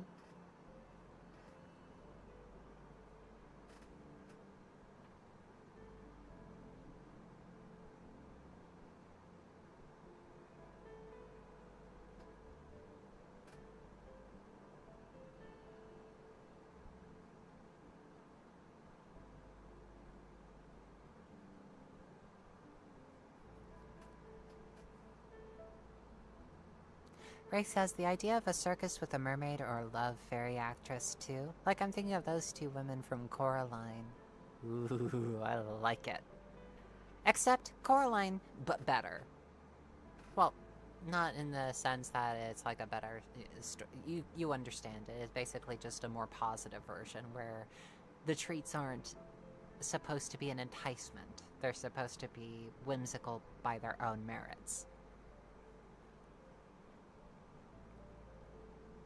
Also, I'm thinking about ordering some food. Because of course I am. I get peckish.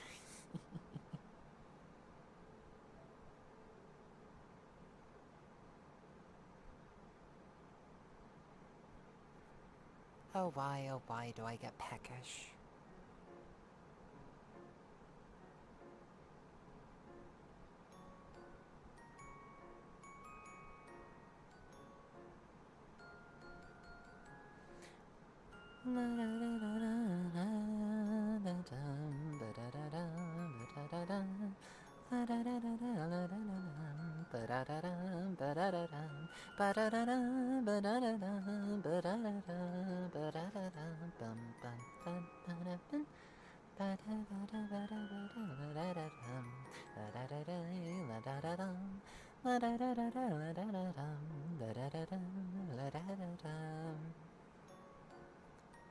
Demon says, to dance, to be free, to be yourself with self-doubt. I just some days wish to be free as my OCs.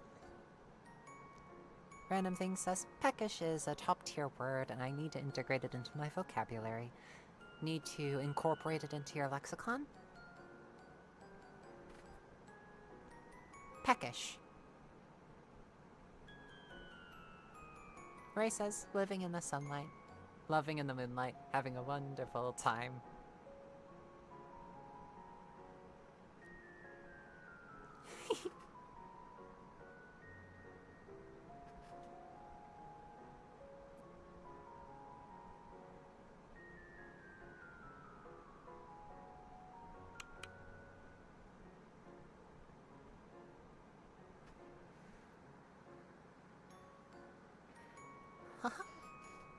Indubitably, says Random Thing. Indubitably. Also, Thank you so very much. I think that I will call it here for tonight, though. Thank you so very much for hanging out with me tonight and for listening to that story. I'm really, really happy I got to share it with you. Make sure that you get some wonderful snacks into your tummy as well. Eat some wonderful food. Make sure that you drink some water today. If you haven't already, that is. And please stay safe out there. Surviving is winning. Thank you so, so very much. Take care, and I'll see you next time. Good night.